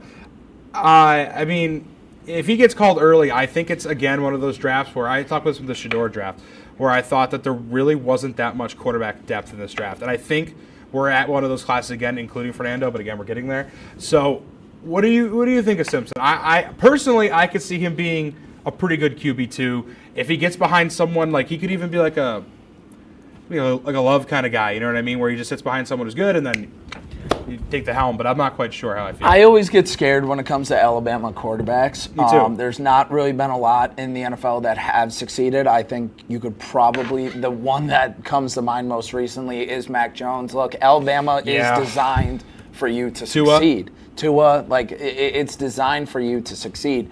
And if things don't start going your way and you actually kind of got to be a quarterback and start decising some things, Bama doesn't build you for that. I think he can throw the ball very well. He's got some mobility to him. He's got all the size and traits you want. I think he is the quarterback too in the draft. I think some guys that maybe are like a 2A and a 2B, like Carson Beck. I like Carson Beck. Carson Beck's played a lot of big games. Yeah. He went to Miami and turned them around and took them to the conference championship. But Ty Simpson's going to be interesting. I'll go bust. Mendoza. Yeah. Biggest name. Listen, it's a hot ticket. He got Indiana their first national championship ever. He did great there. But do you think he's really going to be that good in the NFL? No, I don't. And look, I will never doubt Fernando Mendoza's confidence. He's a tough guy. You know, he can throw a football. But like, the thing that scares me is when you turn on the film, he's very much an RPO style quarterback. Fake it to the running back. If the read's there to throw it, pull it out. You have the option to run. He's a one-read wonder. And when you get to the NFL, like, you got to start making some reads. Like, you got to be able to go from 1 to 2 to 3, stare down a safety to get him to move. I don't think Fernando can do it. I think Fernando's a nice guy. I think that's a big thing for him. Like, you want him to succeed, but great personality. I don't trust the Raiders. I don't see. I see. Yeah, I see the Raiders bringing in like a starting Kirk Cousins for the first few weeks, let Fernando go, and then they'll start 0-4, and then Fernando will come in, and it just won't be This is a good transition. Let's get right into our top 10 picks. Raiders, first overall, I think we can both agree. Fernando. I mean, the rumors are saying that he already has the playbook, and he's getting the playbook. And I'm not surprised. So, okay, the Jets at second overall. They could go, I think, either Averill Reese or David Bailey. I think they're going to take... I think Reese personally from Ohio State, but I mean it could go the other way. I think they're going to take Tate. I think Tate will go 2. I think Tate will go 2. They'll pair him up with Garrett Wilson. They're both Ohio State boys. Look, no one ever really questioned the Jets' defense. They had defensive players, they had studs, but they could never score. I mean, I know they traded away some of their big studs. It's either that or they'll go corner to replace Sauce. But I think they're going to want someone to pair up with Garrett Wilson, and I think Tate. I would not be surprised if Tate goes 2. Then you got the Cardinals. Or lineman. Cardinals can go a lot of ways. Most mock drafts, I'm taking offensive tackle. I agree. They can go with Spencer Fano from Utah. They can go with the guy from Miami. I don't know how to say his name. The guy from Miami's a stud. Oh, yeah. So the Titans, again, another interesting one. We're actually way less time than I thought, so we're going to have to keep moving here. They could go with a Jeremiah Love. I have them taking Jeremiah Love. I think that's that a makes good call. sense. That, they've spent a lot of money in free agency this year, and I think Jeremiah Love's just going to be the best player available, and they're going to take him. Get your new Derrick Henry. And that leaves the Giants, which again could go Averill Reese as an edge. They could go Styles at linebacker. They could go Downs at safety. There's a lot of ways they can go. They can go receiver if Tate doesn't go off the board yet. Moving down to Cleveland, offensive tackle, Monroe Freeling. All their linemen are gone. I think they'll go lineman or they'll go receiver. A lot of people, next two picks, Jeremiah Love going to Washington, people have. Wouldn't be the surprised. Saints taking Carnell Tate makes sense as well. And then obviously you have the Chiefs and the Bengals, two teams that could be contenders. Kansas next year City if they needs everything. They do. in my They opinion. do. They need defense. They need offense. This one I'm looking at in particular has Downs going to Kansas City. I don't see that happening. No, think I don't the see Giants him will pick up falling the out first. of the 5. If he's still available and Washington has the pick beforehand, I think they would take Downs beforehand. But I don't think he'll even get to Washington. Who's your biggest sleeper? Well, we got the time for it. Biggest sleeper, I am going to go back, and I said this before, Carson Beck. I like my quarterbacks. I look at my quarterbacks. Look, the end of Georgia was not good. The end of Georgia was not good, but all the time in Georgia was awesome. Mm-hmm. He was going to the playoffs constantly. The last season, he was hurt bad. His shoulder was ripped in half. And then look at what he did for Miami this year. I don't think he looks bad. I think he's probably the best pocket passer quarterback in the draft. He can actually go 1 to 2 to 3. Textbook sleeper, yes. Is the guy an absolute a-hole? Oh, Absolutely. yeah. Oh, yeah. Don't like him for his personality. Check out his Snapchat. Yeah. Check out Go his on his Snapchat. Snapchat and we'll see how it goes. All right, Dylan, it's all the time we got to talk about the NFL draft today. We're going to go to a quick break. When we come back, it'll be time for some Stump the Chump. You're watching the DK Experience right here on WTOP-10.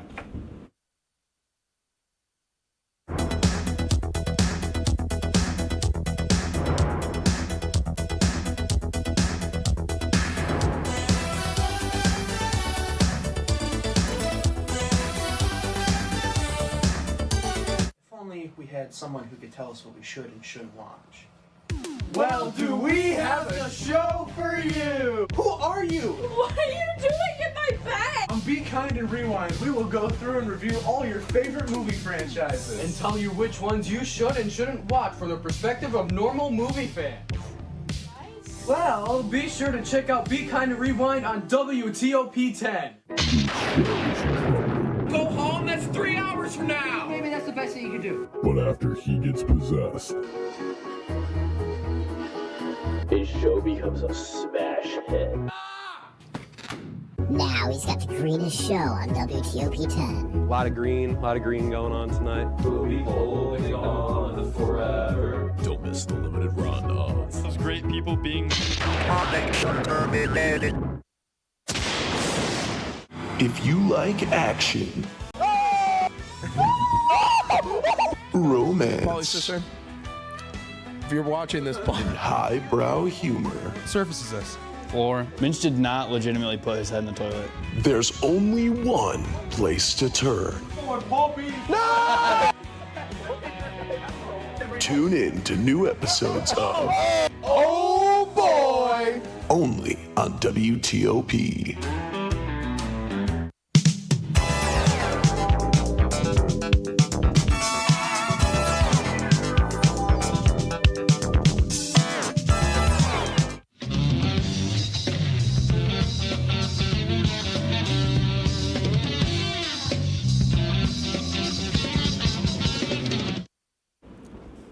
Welcome back to the second episode of the final season of the DK Experience.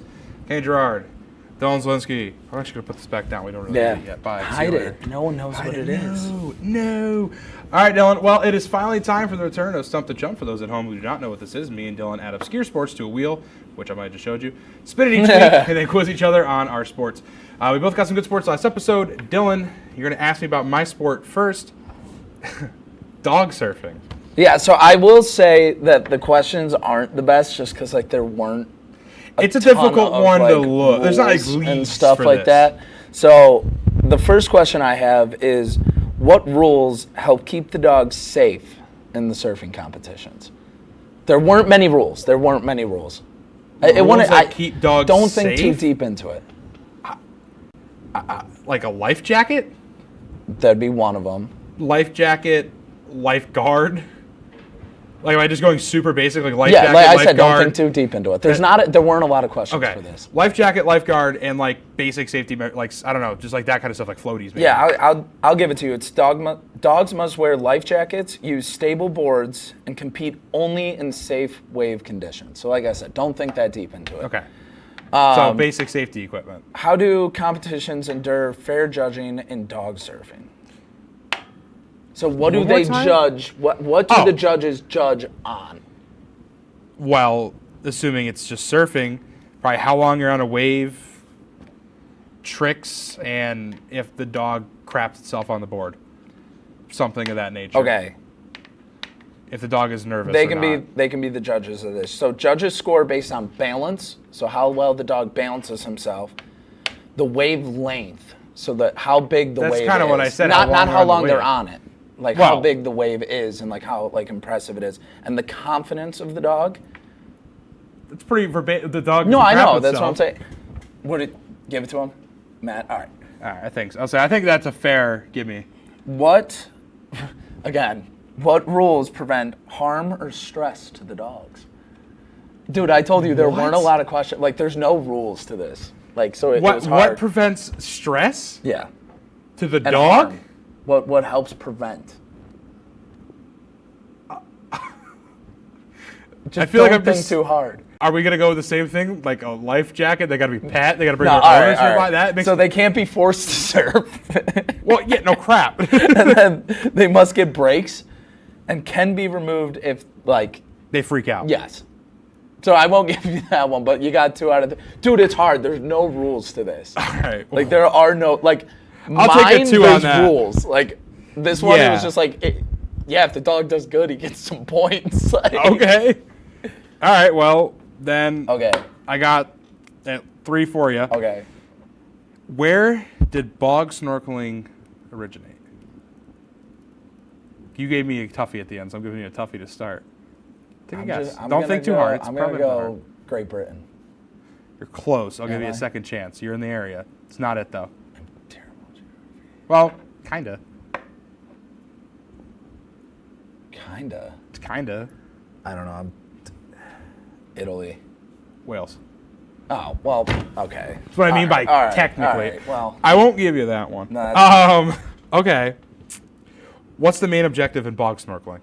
Keep your face down in the water at all times, and to travel the length with, like, going the farthest through water, like your face down in the water. Okay. And then you can't do, like, you can't do freestyles and you can't do breathstrokes. Okay, what particular piece of equipment though are you using? That's the answer I'm kind of looking for. Like it is you're only allowed to use 2 things. A snorkel. And well, duh. What's the other thing you have to be wearing? What are those things? Flippers? Yes. Yes. Okay. Yeah, I'll give you that. Yeah, you're good.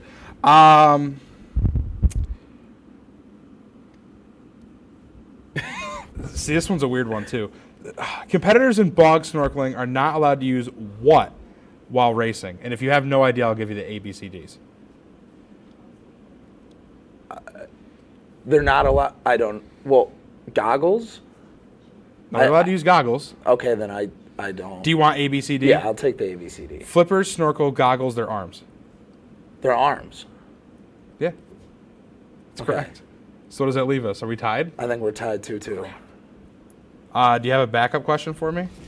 I have one backup for you. No, I can get a backup question. You gonna Google it? ChatGPT it? Nope.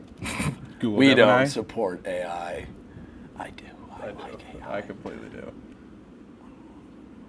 Man, how Okay. So, what rules control how handlers assist the dogs during a surf run? There's Pardon? handlers. Handlers are people. No, I know, but like read the question again. So, what rules control, like, how much a handler can and cannot do for the dog? What rules? Like, are you asking me what? Like, what can and can't they do? Oh, well, they probably can't like actually ride on the board with the dog. They probably can't push the dog on the board, but like they can probably like stand by, like essentially. Like, I mean, you can like probably, if it needs to be removed, you can remove the dog, but like you can't like physically assist it in doing it. Essentially, like you could probably push it off, but like you can't. You can't like ride with it. I don't know. Handlers can't be anywhere near the dog during the run. They're only able to literally just get the dog on the board and just. I think that was valid, right? Yeah, that's fine. Okay. What? I don't have much faith Okay, in what that. type of environment is bog snorkeling typically held in? Muddy, murky, gross water. If you can name what it's called, I'll give it to you. I don't know. Muddy. A what? We're running out of time. A trench. Okay. Are we just we're going with the draw. We're going with the tie. We're going with the draw. Piper told us to hurry up. Yeah, and I also need me to hurry up because I'm looking at our Inception and we are pushing it today. Okay. So you want to just do one today? Shout out the Unofficial Sports Show for giving me a new one. Oh wait, we don't have a new. Well, we already have it filled. Okay. Remember? So you got to spin. Go ahead. All right. We may not even need a break. We can just go right into it. Yeah, we'll probably just skip the break, honestly. Think of a question. Start giving us a question. Think of a question. Winner, not the other. Yeah, ha ha ha. Ha ha ha, you're so funny and creative. Aww. Gurning? I think that was a Pauly one. Okay. Okay, Gurning is Dylan's. Go ahead.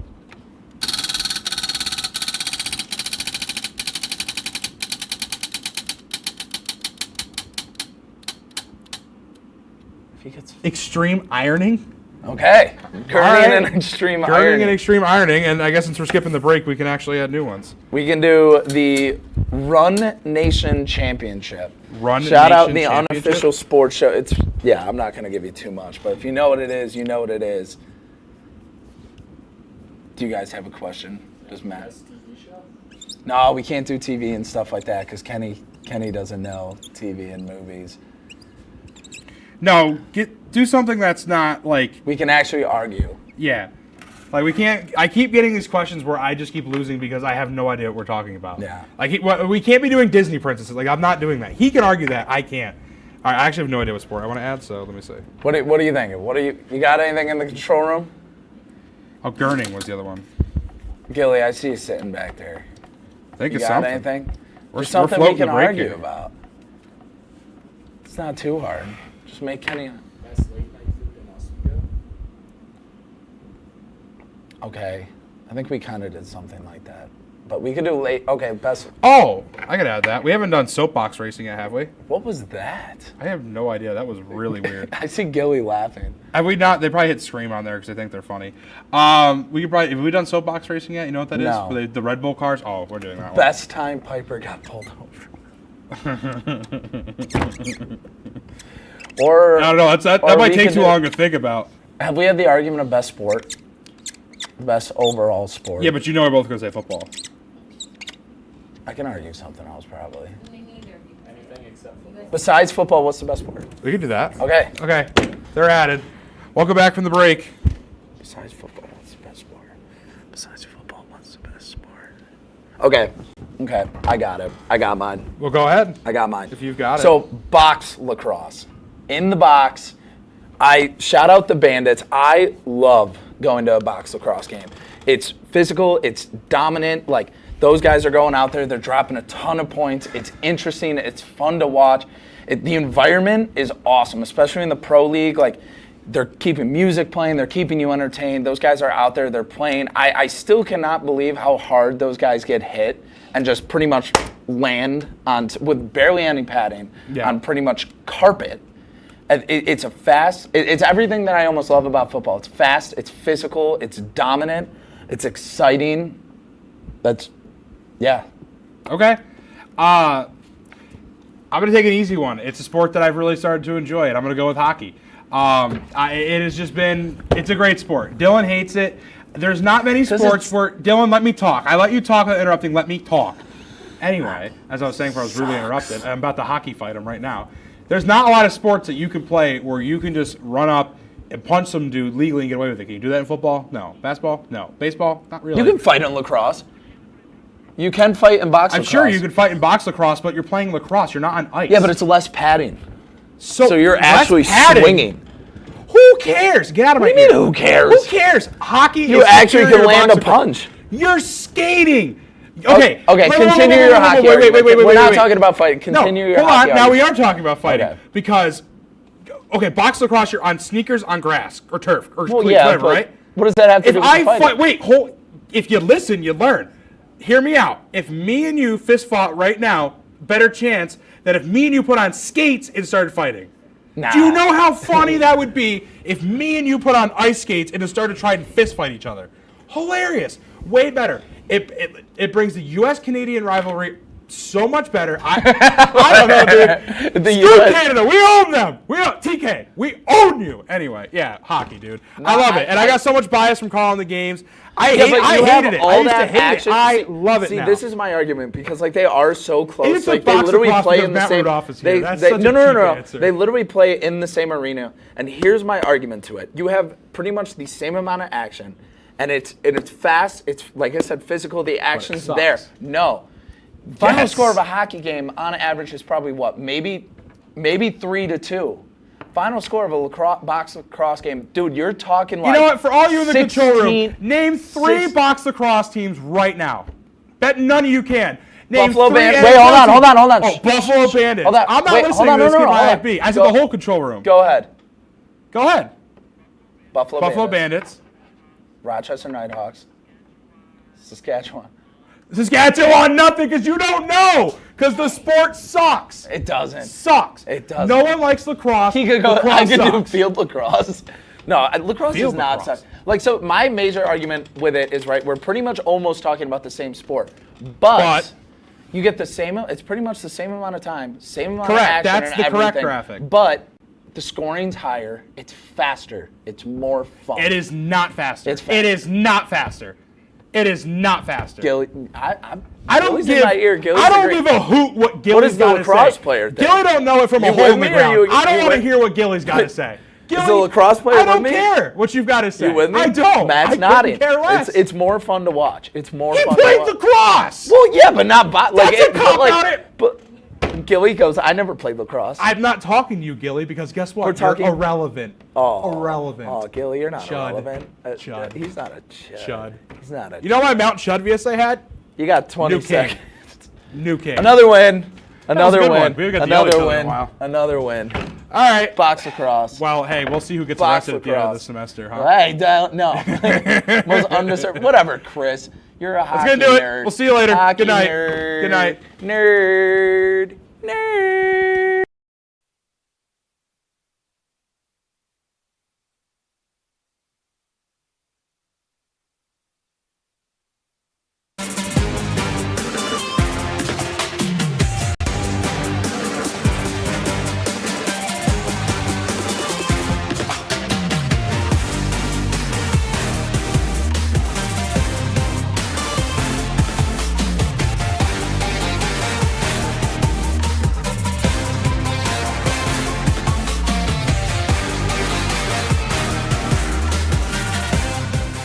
Welcome into episode 8 of season 25 of Laker Connections. Kenny Gerard, Lucas McGarry. Hello, Lucas, we're all dolled up. NFL draft night. We got a lot of props tonight. Got my Steelers flag. I have my housemate's Packers jersey. I have my World Championship that I won this past Saturday. And I have Rex. And I have a Steelers helmet that I have had for a couple of years now. I brought myself, and my jersey. Is that Michael Strahan? That's Strahan. A classic. That's like one of the best ones. Strahan. I mean, can't get better than that. No, it is a good jersey. Well, let's get right into it, Lucas. Lucas, Absolutely. It is once again time for us to recap last week of Laker sports, and this episode's Laker recap, Women's Lax. Absolutely. Kenny, this game was an absolute classic. The Lakers traveled to Cortland for this duel, and they showed no fear as once again Alexis Hill would open up the scoring, and we were off from there. The Red Dragons fought back and answered with a goal of their own. Right back, Alexis Hill scored again, but it was answered again right away from Dragon Sydney Elizalde. But then the Lakers would go on to score 3 straight, and that's the closest the Dragons would get to beating the Lakers. It was the defense that held up once again, as Cortland was held to just 2 goals per quarter through the first 3. Going into the fourth, it was 9-6 Lakers, and the Red Dragons would do everything they could. After going down 5, 11-6, a fire would be lit under them as they would score 3 in a row, and in the last minute, 3 goals would be scored. 2 by Caitlin Tietigen of Cortland, and 1 by Alexis Hill. That would end up being the deciding factor as the Lakers would win this one, 12-11, clinching the top spot in the conference. Ain't nothing better than back-to-back in that top seed this year. It was a huge game. You can see clearly in the video right here what was at stake in this one. And it was the number 1 seed in the conference. I think Oswego came off of it last year. Cortland was a team that had beaten Oswego. I think it was literally the first time last year. It was the first time they beat them at all. And to come back in a back-to-back seasons, defeat them, and take that home field advantage for the rest of the playoffs, knowing they were already in the SUNY semifinals was great, but knowing that if you can get through the semifinals, beat the lower remaining seed, you have an even easier route in the playoffs, and then have the chance to host a championship for back-to-back years, huge. So great game for Oswego. At this point, I'm looking forward to the playoffs. I think it's going to be a great series. Yeah, it just shows that once again they are the best team in the conference with 2 resounding wins over the best 2 teams in the conference for the last 2 weeks of the season. Well, let's talk about men's lacrosse now. The men's lacrosse team continues their late season surge, taking down New Paltz 15-10 in a high-stakes battle at Laker Turf Stadium. For 3 quarters, this was anyone's game, and the Hawks fought back from an early deficit to knot things up at 8-all, heading into the final stretch. When the pressure cranked up, the Lakers responded. Oswego dominated the fourth quarter, ripping off 6 goals to leave the Hawks in the dust. Garrett Elston was the absolute story of the night, tearing up the nets with a massive 6-goal outing. Dorian LeClaire and Ethan McConnell chipped in to keep the defense guessing. The win bumps the Lakers to 9-4 on the season. Lucas, big win to keep the SUNY postseason hopes alive, sitting at 3-3 in the conference. Now take me through it. Yeah, absolutely. A really big win over a strong conference team. Very nice pronunciation of LeClaire there. I saw you take a second to pronounce Sometimes it. taking a second is worth it. Oh, my microphone. That's mine. No, I was very impressed because I know you were talking about it earlier, but yeah, that's I trained myself to say it, and I forgot what I trained, and it just took a second to go, oh yeah, that's what it was. So. But no, a very, very strong win for the Lakers, especially when it's needed. It moved them now to just 500 in conference, and they're sitting on the edge of elimination right now. So they need to keep winning out if they are to finish it. They have one more game against Potsdam, and that will be the deciding factor if they are going to be in or not. Yeah, this team has just been pretty good in the late stretch. I mean, they had a couple of bad losses that really put them in a bad spot because right now they're currently on the outside looking in, but we will talk about that in the week ahead. Absolutely. So take it over to the Diamond now. Yeah, no doubt. The Oswego softball team split with RIT as they seem to have cooled down a bit from their insanely hot start. In the first game, Alyssa Budzinski was on the bump, and I think that tells all. RIT was only able to manage 3 runs scored against Budzinski, who pitched a 5-inning complete game. On offense, the bats were hot as the Lakers would score 11. Emma Budzinski would go 4 for 4 with a home run, 3 RBIs, and 4 runs, while Delaney Wiley added a home run herself, going 3 for 4. Lakers win 11-3. In Game 2, however, it was very different. RIT scored 6 in the first, forcing the Lakers to go through 2 different pitchers before landing on Lindsay Hamora. Hamora would do her best pitching the full 5 innings, but not before giving up 5 more runs throughout the game. And on the offense side, there was nothing, as RIT pitcher Jessica Majot pitched a gem, allowing just 1, and RIT would win 11-1, so a very up-and-down day for the Lakers. I think up and down is a good way to put it. I almost want to say I'm a touch confused because you go to Game 1, you absolutely dominate, and then Game 2, you just get whacked. So, I mean, it feels very non-super professional baseball. Like, I mean, working in AAA, I see it all the time where Game 1 of a doubleheader, you have your star pitchers out there, pitcher battle or a huge win because you have a good pitcher out there. Then you put in your B squad pitcher and it just blows up or goes to a bullpen game.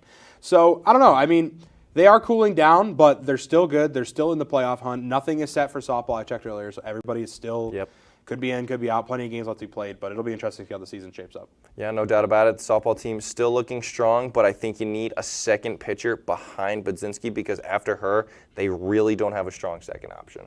Agreed. Let's go to baseball now because it was a tough afternoon in the Diamond for the baseball team as they dropped a tight road contest to rival Cortland, falling by a score of 4-3.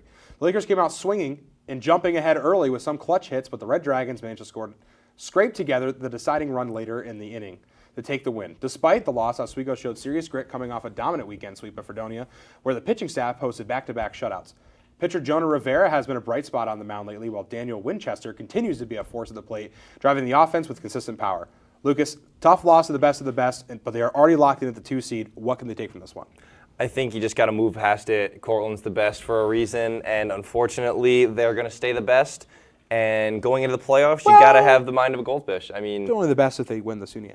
Very true.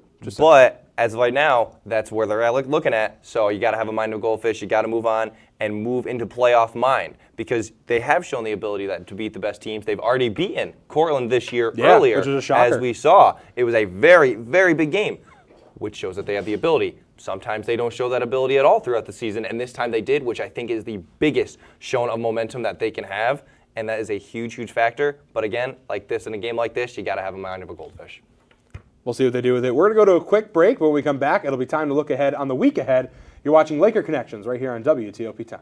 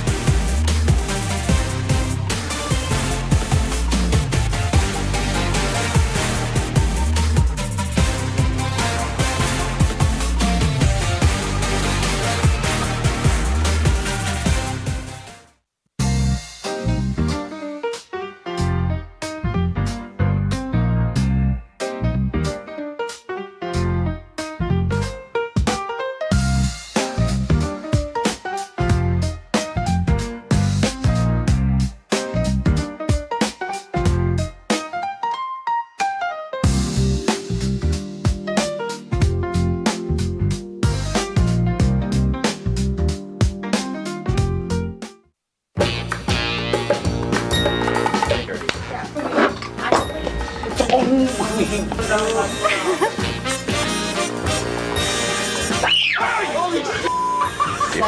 coward, you better watch out. You got swat you like a bug. That is like not.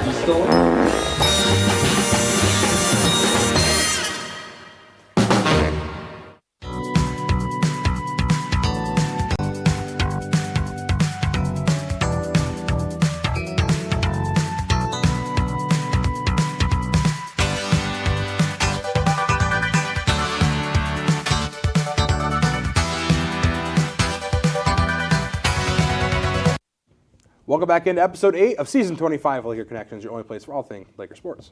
Kenny Gerard, Lucas McGarry. Get right into it, huh? Let's do it. Let's do it. We talked about the past, and now it's time to look ahead with this episode's week ahead.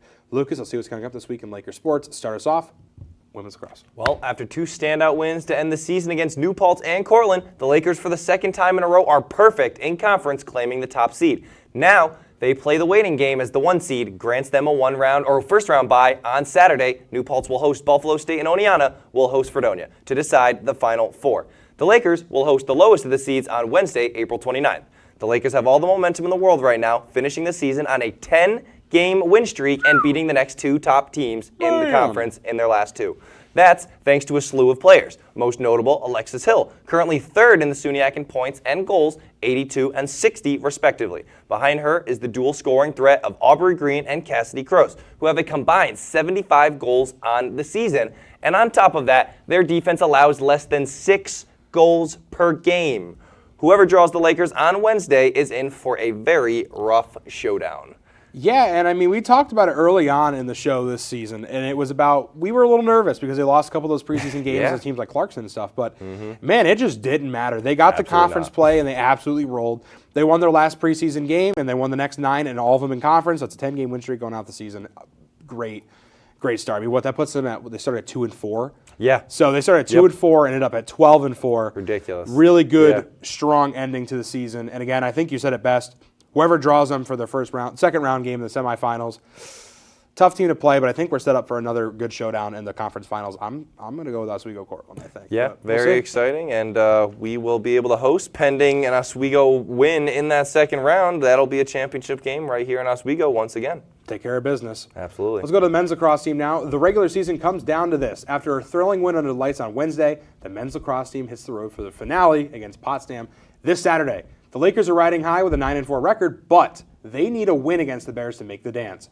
Oswego's offense has been on a tear, led by the hot hand of Garrett Elston, who is coming off a career-best 6-goal night. The key to a win in Potsdam? Sticking to the fundamentals, winning the face-off battle, and keeping the ball out of the middle. Potsdam always plays tough on their home turf, so expect a physical battle from the first whistle. For the Lakers, it's all about momentum. A win here secures a slot in the SUNYAC playoffs. Lucas, it is officially win or go home. If they win, they're the 4th seed. They lose, they're going home. How can they punch their ticket? Yeah, I mean, for the Lakers, they just need to play to the best of their ability on all fronts. They need to play to all of their strengths. They think they need to put a ton of shots on goal early, because that is how you're going to take advantage of this Potsdam team. They are a very, very solid defensive squad. However, they can be taken advantage of early, and if you got guys like Elston, you got guys like Coney who can start ripping shots on goal, you got a really, really good chance at winning them and clinching that spot. Because like I said, Oswego, closest team to elimination right now. They need this win so, so badly if they wanted to be in. And they got to do what they got to do. Well, just noting from the full screen, the conference record for Potsdam is wrong. It is 4-2. So if Oswego wins, it puts them at 4-3, and that would put Potsdam also at 4-3, which would give the tiebreaker to Oswego on head-to-head. They're dead even in record. This is going to be a very close game. It's going to come down to goaltending, I think. Oswego allowing slightly more goals per game than Potsdam. It's going to be a close one. Yeah, no doubt about it. I'm very excited, though. Me too. Let's move on. Softball team will travel to New Paltz tomorrow for a doubleheader. Well, they'll take on a juggernaut of a Hawks squad. The Lakers have still been playing strong with a 7-3 conference record, but the Hawks have just been better with an almost perfect 11-1. The Hawks are better than the Lakers in almost every category, but this will come down to individuals. On the Lakers, it's Kira Wright, who's hitting a SUNYAC leading .453, but right behind her is Ella Chirac, who's hitting .448 for the Hawks with a SUNYAC leading 7 home runs. On the mound, Alyssa Budzinski still rules with a SUNYAC low 1.35 ERA and a 10-2 record. But she'll no doubt be taking on Alex Frenza, an 11-5, 1.96 ERA dealing ace who has a SUNYAC best 106 strikeouts. However, New Paltz has additional aces, Morgan Smith, who's 7-2 with a 1.42 ERA, while Leah Gonset is 4-1 with a 1.97 ERA. With one of them to surely be on the mound in Game 2, can the Lakers counter the impressive depth the Hawks have in that Game 2? Hopefully we can counter in our graphics department and put a New Paltz logo that's not invisible and isn't the lacrosse logo. But anyway, back onto the diamond. No, for Oswego, man, we said they started really hot, and they've kind of gotten a heat check here. They've slowed down a little bit. I think if they can beat New Paltz here, I think they can set them up for success getting into the postseason. Yeah, no doubt about it. I think this team is still really, really strong, but this is their biggest test without a doubt. And if they can even get one win out on the day, it'll be really impressive. Well, let's go over to the baseball team now. The baseball team looks to bounce back this weekend as they return to the Lakers Shore. Well, that's not right. For a high-stakes non-conference clash. Whoops, I wrote the wrong thing. After a heartbreaking one-run loss to the rival Cortland on Tuesday, the Lakers are hungry to reclaim their winning ways. The action kicks off this Saturday with a doubleheader against the Utica University Pioneers. Oswego's pitching staff, which I talked about earlier, has been the backbone of this team, and recently with multiple shutouts, will need to be sharp to stifle a potent Utica lineup. Offensively, look for Daniel Winchester to lead the charge. He's been tearing the cover off the ball and remains the Lakers' biggest threat in the heart of the order. The SUNYAC semifinals looming just a week away. Every inning counts, and the playoff bracket is still yet to be set, but Oswego sits at the 2. What do you got to do to get, I don't know, just be ready at this point. There's not much else that can happen. But this is a really good game going into the playoffs because it doesn't matter in terms of conference standing, right, but it does matter in terms of skill. Obviously, yes, you see that this team is relatively similar compared to the Lakers in terms of record. Much better hitting team, as you can see. Got a really good 307 team average. But Utica is obviously a team that is strong in every single sport they play in. So a team like them, really going to put up a good test against the Lakers, and I think for them, going into the playoffs, this is exactly what they need.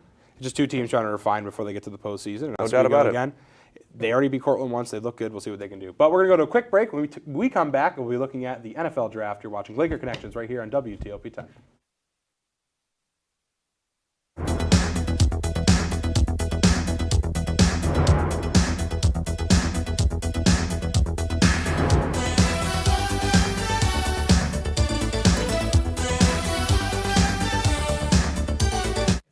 We had someone who could tell us what we should and shouldn't watch. Well, do we have a show for you? Who are you? What are you doing in my bag? On Be Kind and Rewind, we will go through and review all your favorite movie franchises. And tell you which ones you should and shouldn't watch from the perspective of normal movie fans. Well, be sure to check out Be Kind and Rewind on WTOP-10. Go home, that's 3 hours from now! Maybe that's the best thing you can do. But after he gets possessed, his show becomes a smash hit. Now he's got the greenest show on WTOP-10. A lot of green going on tonight. We'll be holding on forever. Don't miss the limited run of Those great people being... If you like action, romance, If you're watching this, and highbrow humor, surface is this. Floor. Minch did not legitimately put his head in the toilet. there's only one place to turn. No! Tune in to new episodes of Oh boy! only on WTOP.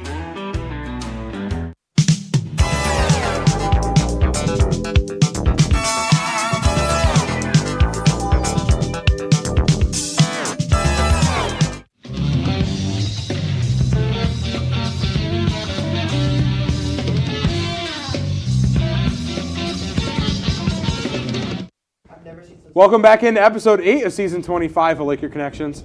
Kenny Gerard, Lucas McGarry. Hello, hello. Let's get talk to the about fun some NFL part. draft Let's picks. do it, Lucas. I don't want to. Like the great Mariah Carey once said, it is the most wonderful time of the year, and I'll add my little rendition. It's the most wonderful time of the year for people, fans of football teams that suck. The NFL draft day is here, and our teams made their first round picks.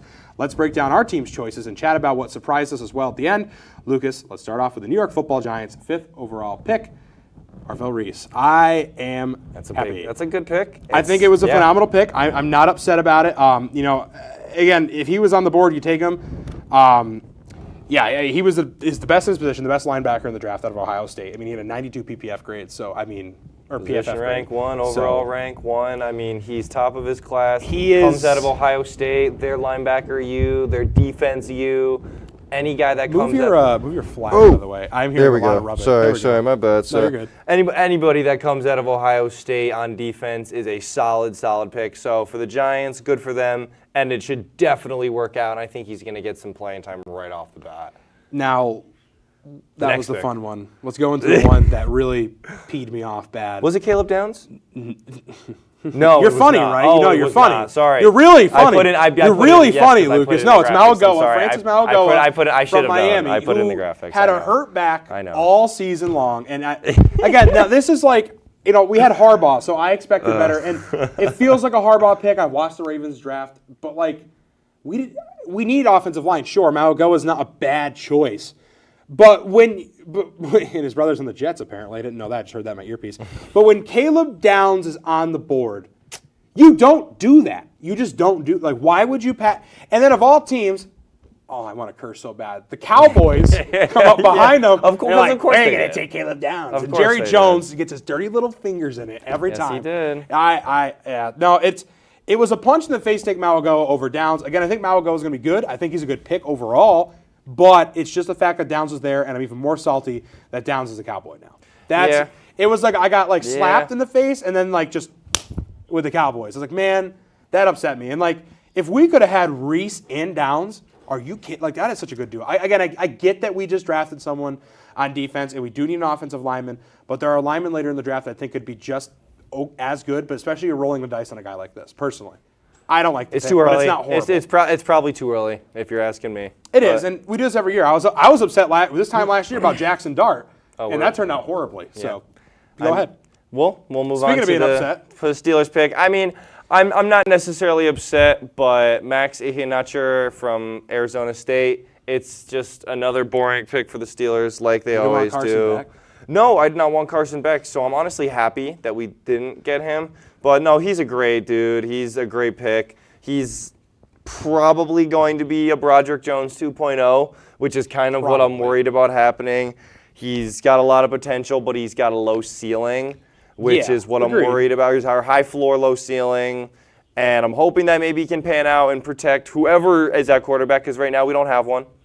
So whoever is at the QB you know you're going to draft Carson Beck. It's not. Right? Stop. You know what's going to happen. Yeah, He's going in the second round to the Yeah, Steelers. I know. But I'm not upset with it. Or But Garrett Newsom. I would have rather Dylan Thieneman from Drew Oregon. Aller. I mean, you really could go any way. No. Because they're all great quarterbacks. I don't want any of them. I don't want a quarterback. But I was okay. Did Peter Woods just go? He did. Peter Woods, defensive tackle to Clemson. Good pick. Or to the Chiefs. Yeah. Good pick for the Chiefs. Anyway, let's talk Big about shocker, surprises. Jeff. Now, Yes. coming into this, we were just going to talk about what was surprising, maybe there's a couple weird picks. No. And then this happened. Ty Simpson goes to the Rams at 13th overall. That has got to be one of the most insane picks I've ever seen.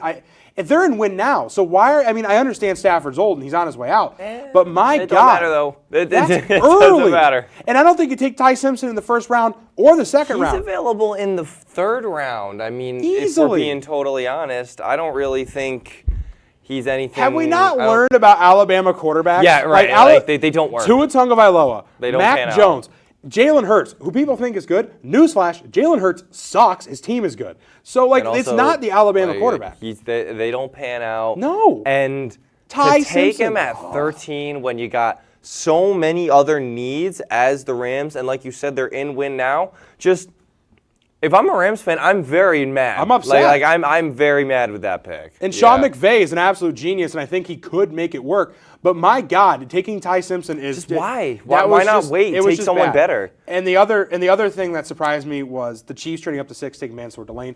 I love Mansour Delane. I'm an LSU fan. I think he's a great player, but definitely a reach. But I couldn't get over the Ty Simpson. We had to talk about it. But we're gonna go to another quick break. When we come back, it'll be time for Laker Showdown. We'll see you on the other side of the break. Do you like reading? Do you like reading books? Do you like looking at books? Do you like having a collection of books in your living room? Now, before we get into the nitty-gritty, Spoiler alert! okay, Lord, why did I write this in yellow? I told you! Welcome back between the pages.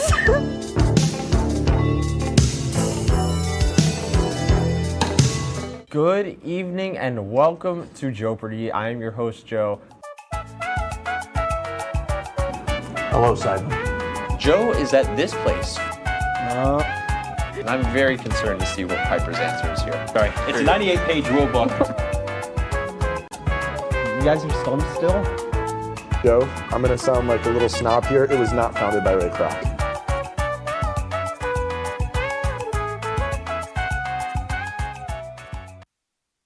Welcome back, everybody.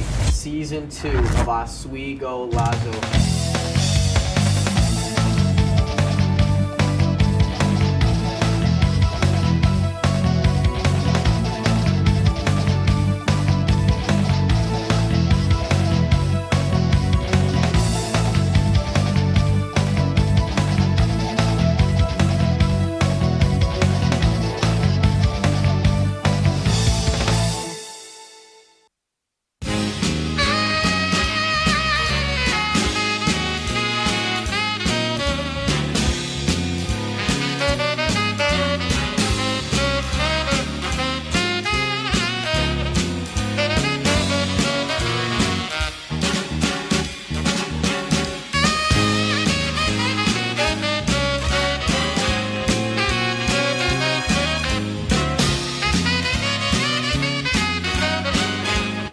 Welcome back into episode 8 of season 25 of Laker Connections. You're on for everything Laker sports, and Lucas, it is time to welcome our Laker Showdown moderator, Mr. Michael Neckers. Mike, why don't you explain at home what it is? Well, first of all, I couldn't bear to put a Cowboys jersey on and wear it on national television. Don't blame you. So, guys, National television. yeah, Laker Showdown's exactly as it sounds. A showdown between two of the absolute best. Some may even say perfect. So good that I stay up at night and think about it even better than last week. Laker sports minds that this school has to offer. Give you guys 3 questions, and whatever answer I like the most for each of those questions will be rewarded a point. Words are hard. It'll be best 2 out of 3. Winner gets bragging rights till next week, and I believe Lucas leads 4. Bills just traded their pick for people who are curious. 4-3. Oh. Yeah, 4-3. 4-3. Lucas leads. So first up, you Titans guys just moved up. You guys have been talking about the NFL draft and still are. So my first question is, what has been your best pick of the draft so far? Kenny, you're up first. Best pick of the draft In your overall. eyes, yeah. What do you got, Ken? Take a look, take a peek. No, because What that's do a you tough question. You know, honestly, I hate to say this. This is really not. Give it to me. I think Downs falling to 11 and the Cowboys snagging him was a good pick. That's a good pick. That's a great pick. I didn't think Downs was going to fall that far, and I think the Giants are idiots for not taking him. And honestly, I think I'm saying it out of anger. But I think you got to move your flag again. I think that the Cowboys getting Downs is probably the pick of the night so far.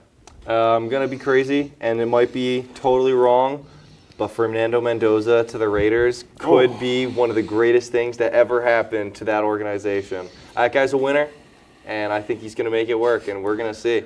And I got so much confidence we are not in friends if Mendoza. you know I this love answer. Mendoza. There was Are you something kidding me? in the air that night. Jeremiah The Love would be a stars second were pick bright. because I agree. That was going between Jeremiah Love the Look, Cardinals. Kenny, you're second right. pick, Caleb but- Downs was the steal of the draft, and I'm so happy. I've never been this excited for a draft pick for the Dallas Cowboys, so I'm going to go with you. Good for you, Mike. All right, next up, Oswego Women's Lax has finished the regular season, as you mentioned, a perfect 10-0 in SUNY play. But who has been their MVP this season? Lucas. Was it 9-0? 9-0, my bad. It wasn't. It'll be 10-0 after next week. It will be. Lucas, take it away. I'm taking an easy pick. It's Alexis Hill, 60 goals, 22 assists. I mean, she has she's third in the SUNY in 2 different categories. She has the leading goal scorer, or she is the opening goal scorer in almost every single game that the Lakers play. It seems like these past couple of episodes, every time I recap the Lakers, I say Alexis Hill opened up the scoring. It is Alexis Hill, no doubt about it. Well, yeah, of course. She has 82 points. The next closest is 46. I told you, dude. I'll go with Cassidy Kroos because 40 points Another is great also pick. very good. 37 goals on 3 assists, I think is really good. But I think Alexis Hill's the right answer. It's 82 points, 60 goals. Like I did say I took the easy pick. You did. It's the right pick. And once you said it, I'm like, oh crap, who's the second closest? And It's not Cassidy Crowe. Alexis Hill was the right Aubrey answer. Green is One too. answer I didn't hear was Alana Yakovisi, the goalie. She's been holding it down between the pipes this year, done a really solid job. But Lucas takes the point, obviously. Understandable. Last but not least, fellas, this show has been around for a long time, longer than any of us have been here. And I've seen a lot of different men and women take a seat at this desk. But who's the best to ever do it? And you can't say yourself. Kenny, what do you got? I can name 2. I have a lot of friends that did this show. I can name 3, actually. I could probably name 4 people who have done that. I can name 3. Tommy Tallarino. I can name 3. Tommy people. Tallarino. Tommy, you watching? Tommy Tallarino, the GOAT. I'm going to go with Zach Malamud. Mud was my initial choice, but I figured you'd go with I watched Mud, Mud, so I was and like, he was I need great. to go off of the chalk pick, because Mud is a great choice, and I love you, Mud. But Tommy Tallarino was just like my spirit animal at TOP as I became a member here, so I'm going with Tommy. Tommy T, all the way. Both phenomenal answers. Zach Malamud, I had the opportunity to work with a little bit of my time here, 1 year together, and he was phenomenal. But I recently connected with Tommy Tallarino, and what a great guy. And for that reason, Mud, I love you, but we're going to give this You don't even know one. him. Yes, I do. No, We're gonna you give this one to don't. Kenny, which ties things up at You know him by 4 association. to That's 4. ridiculous. Wow. All Kenny right, takes all the tied win. up. Well, thank you guys for joining us for the 8th episode of Season 25 Laker Connections. We'll see you next week for our last regular season episode, episode 9. Have a good night.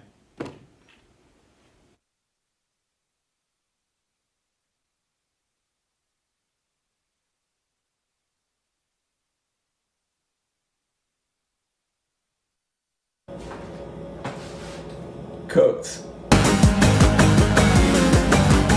Welcome back to a brand new episode of Cook. It is the last episode before the Senior Week special. Today was going to be a very special episode, but unfortunately, we've had another tragedy. Zinni's gone. In audio.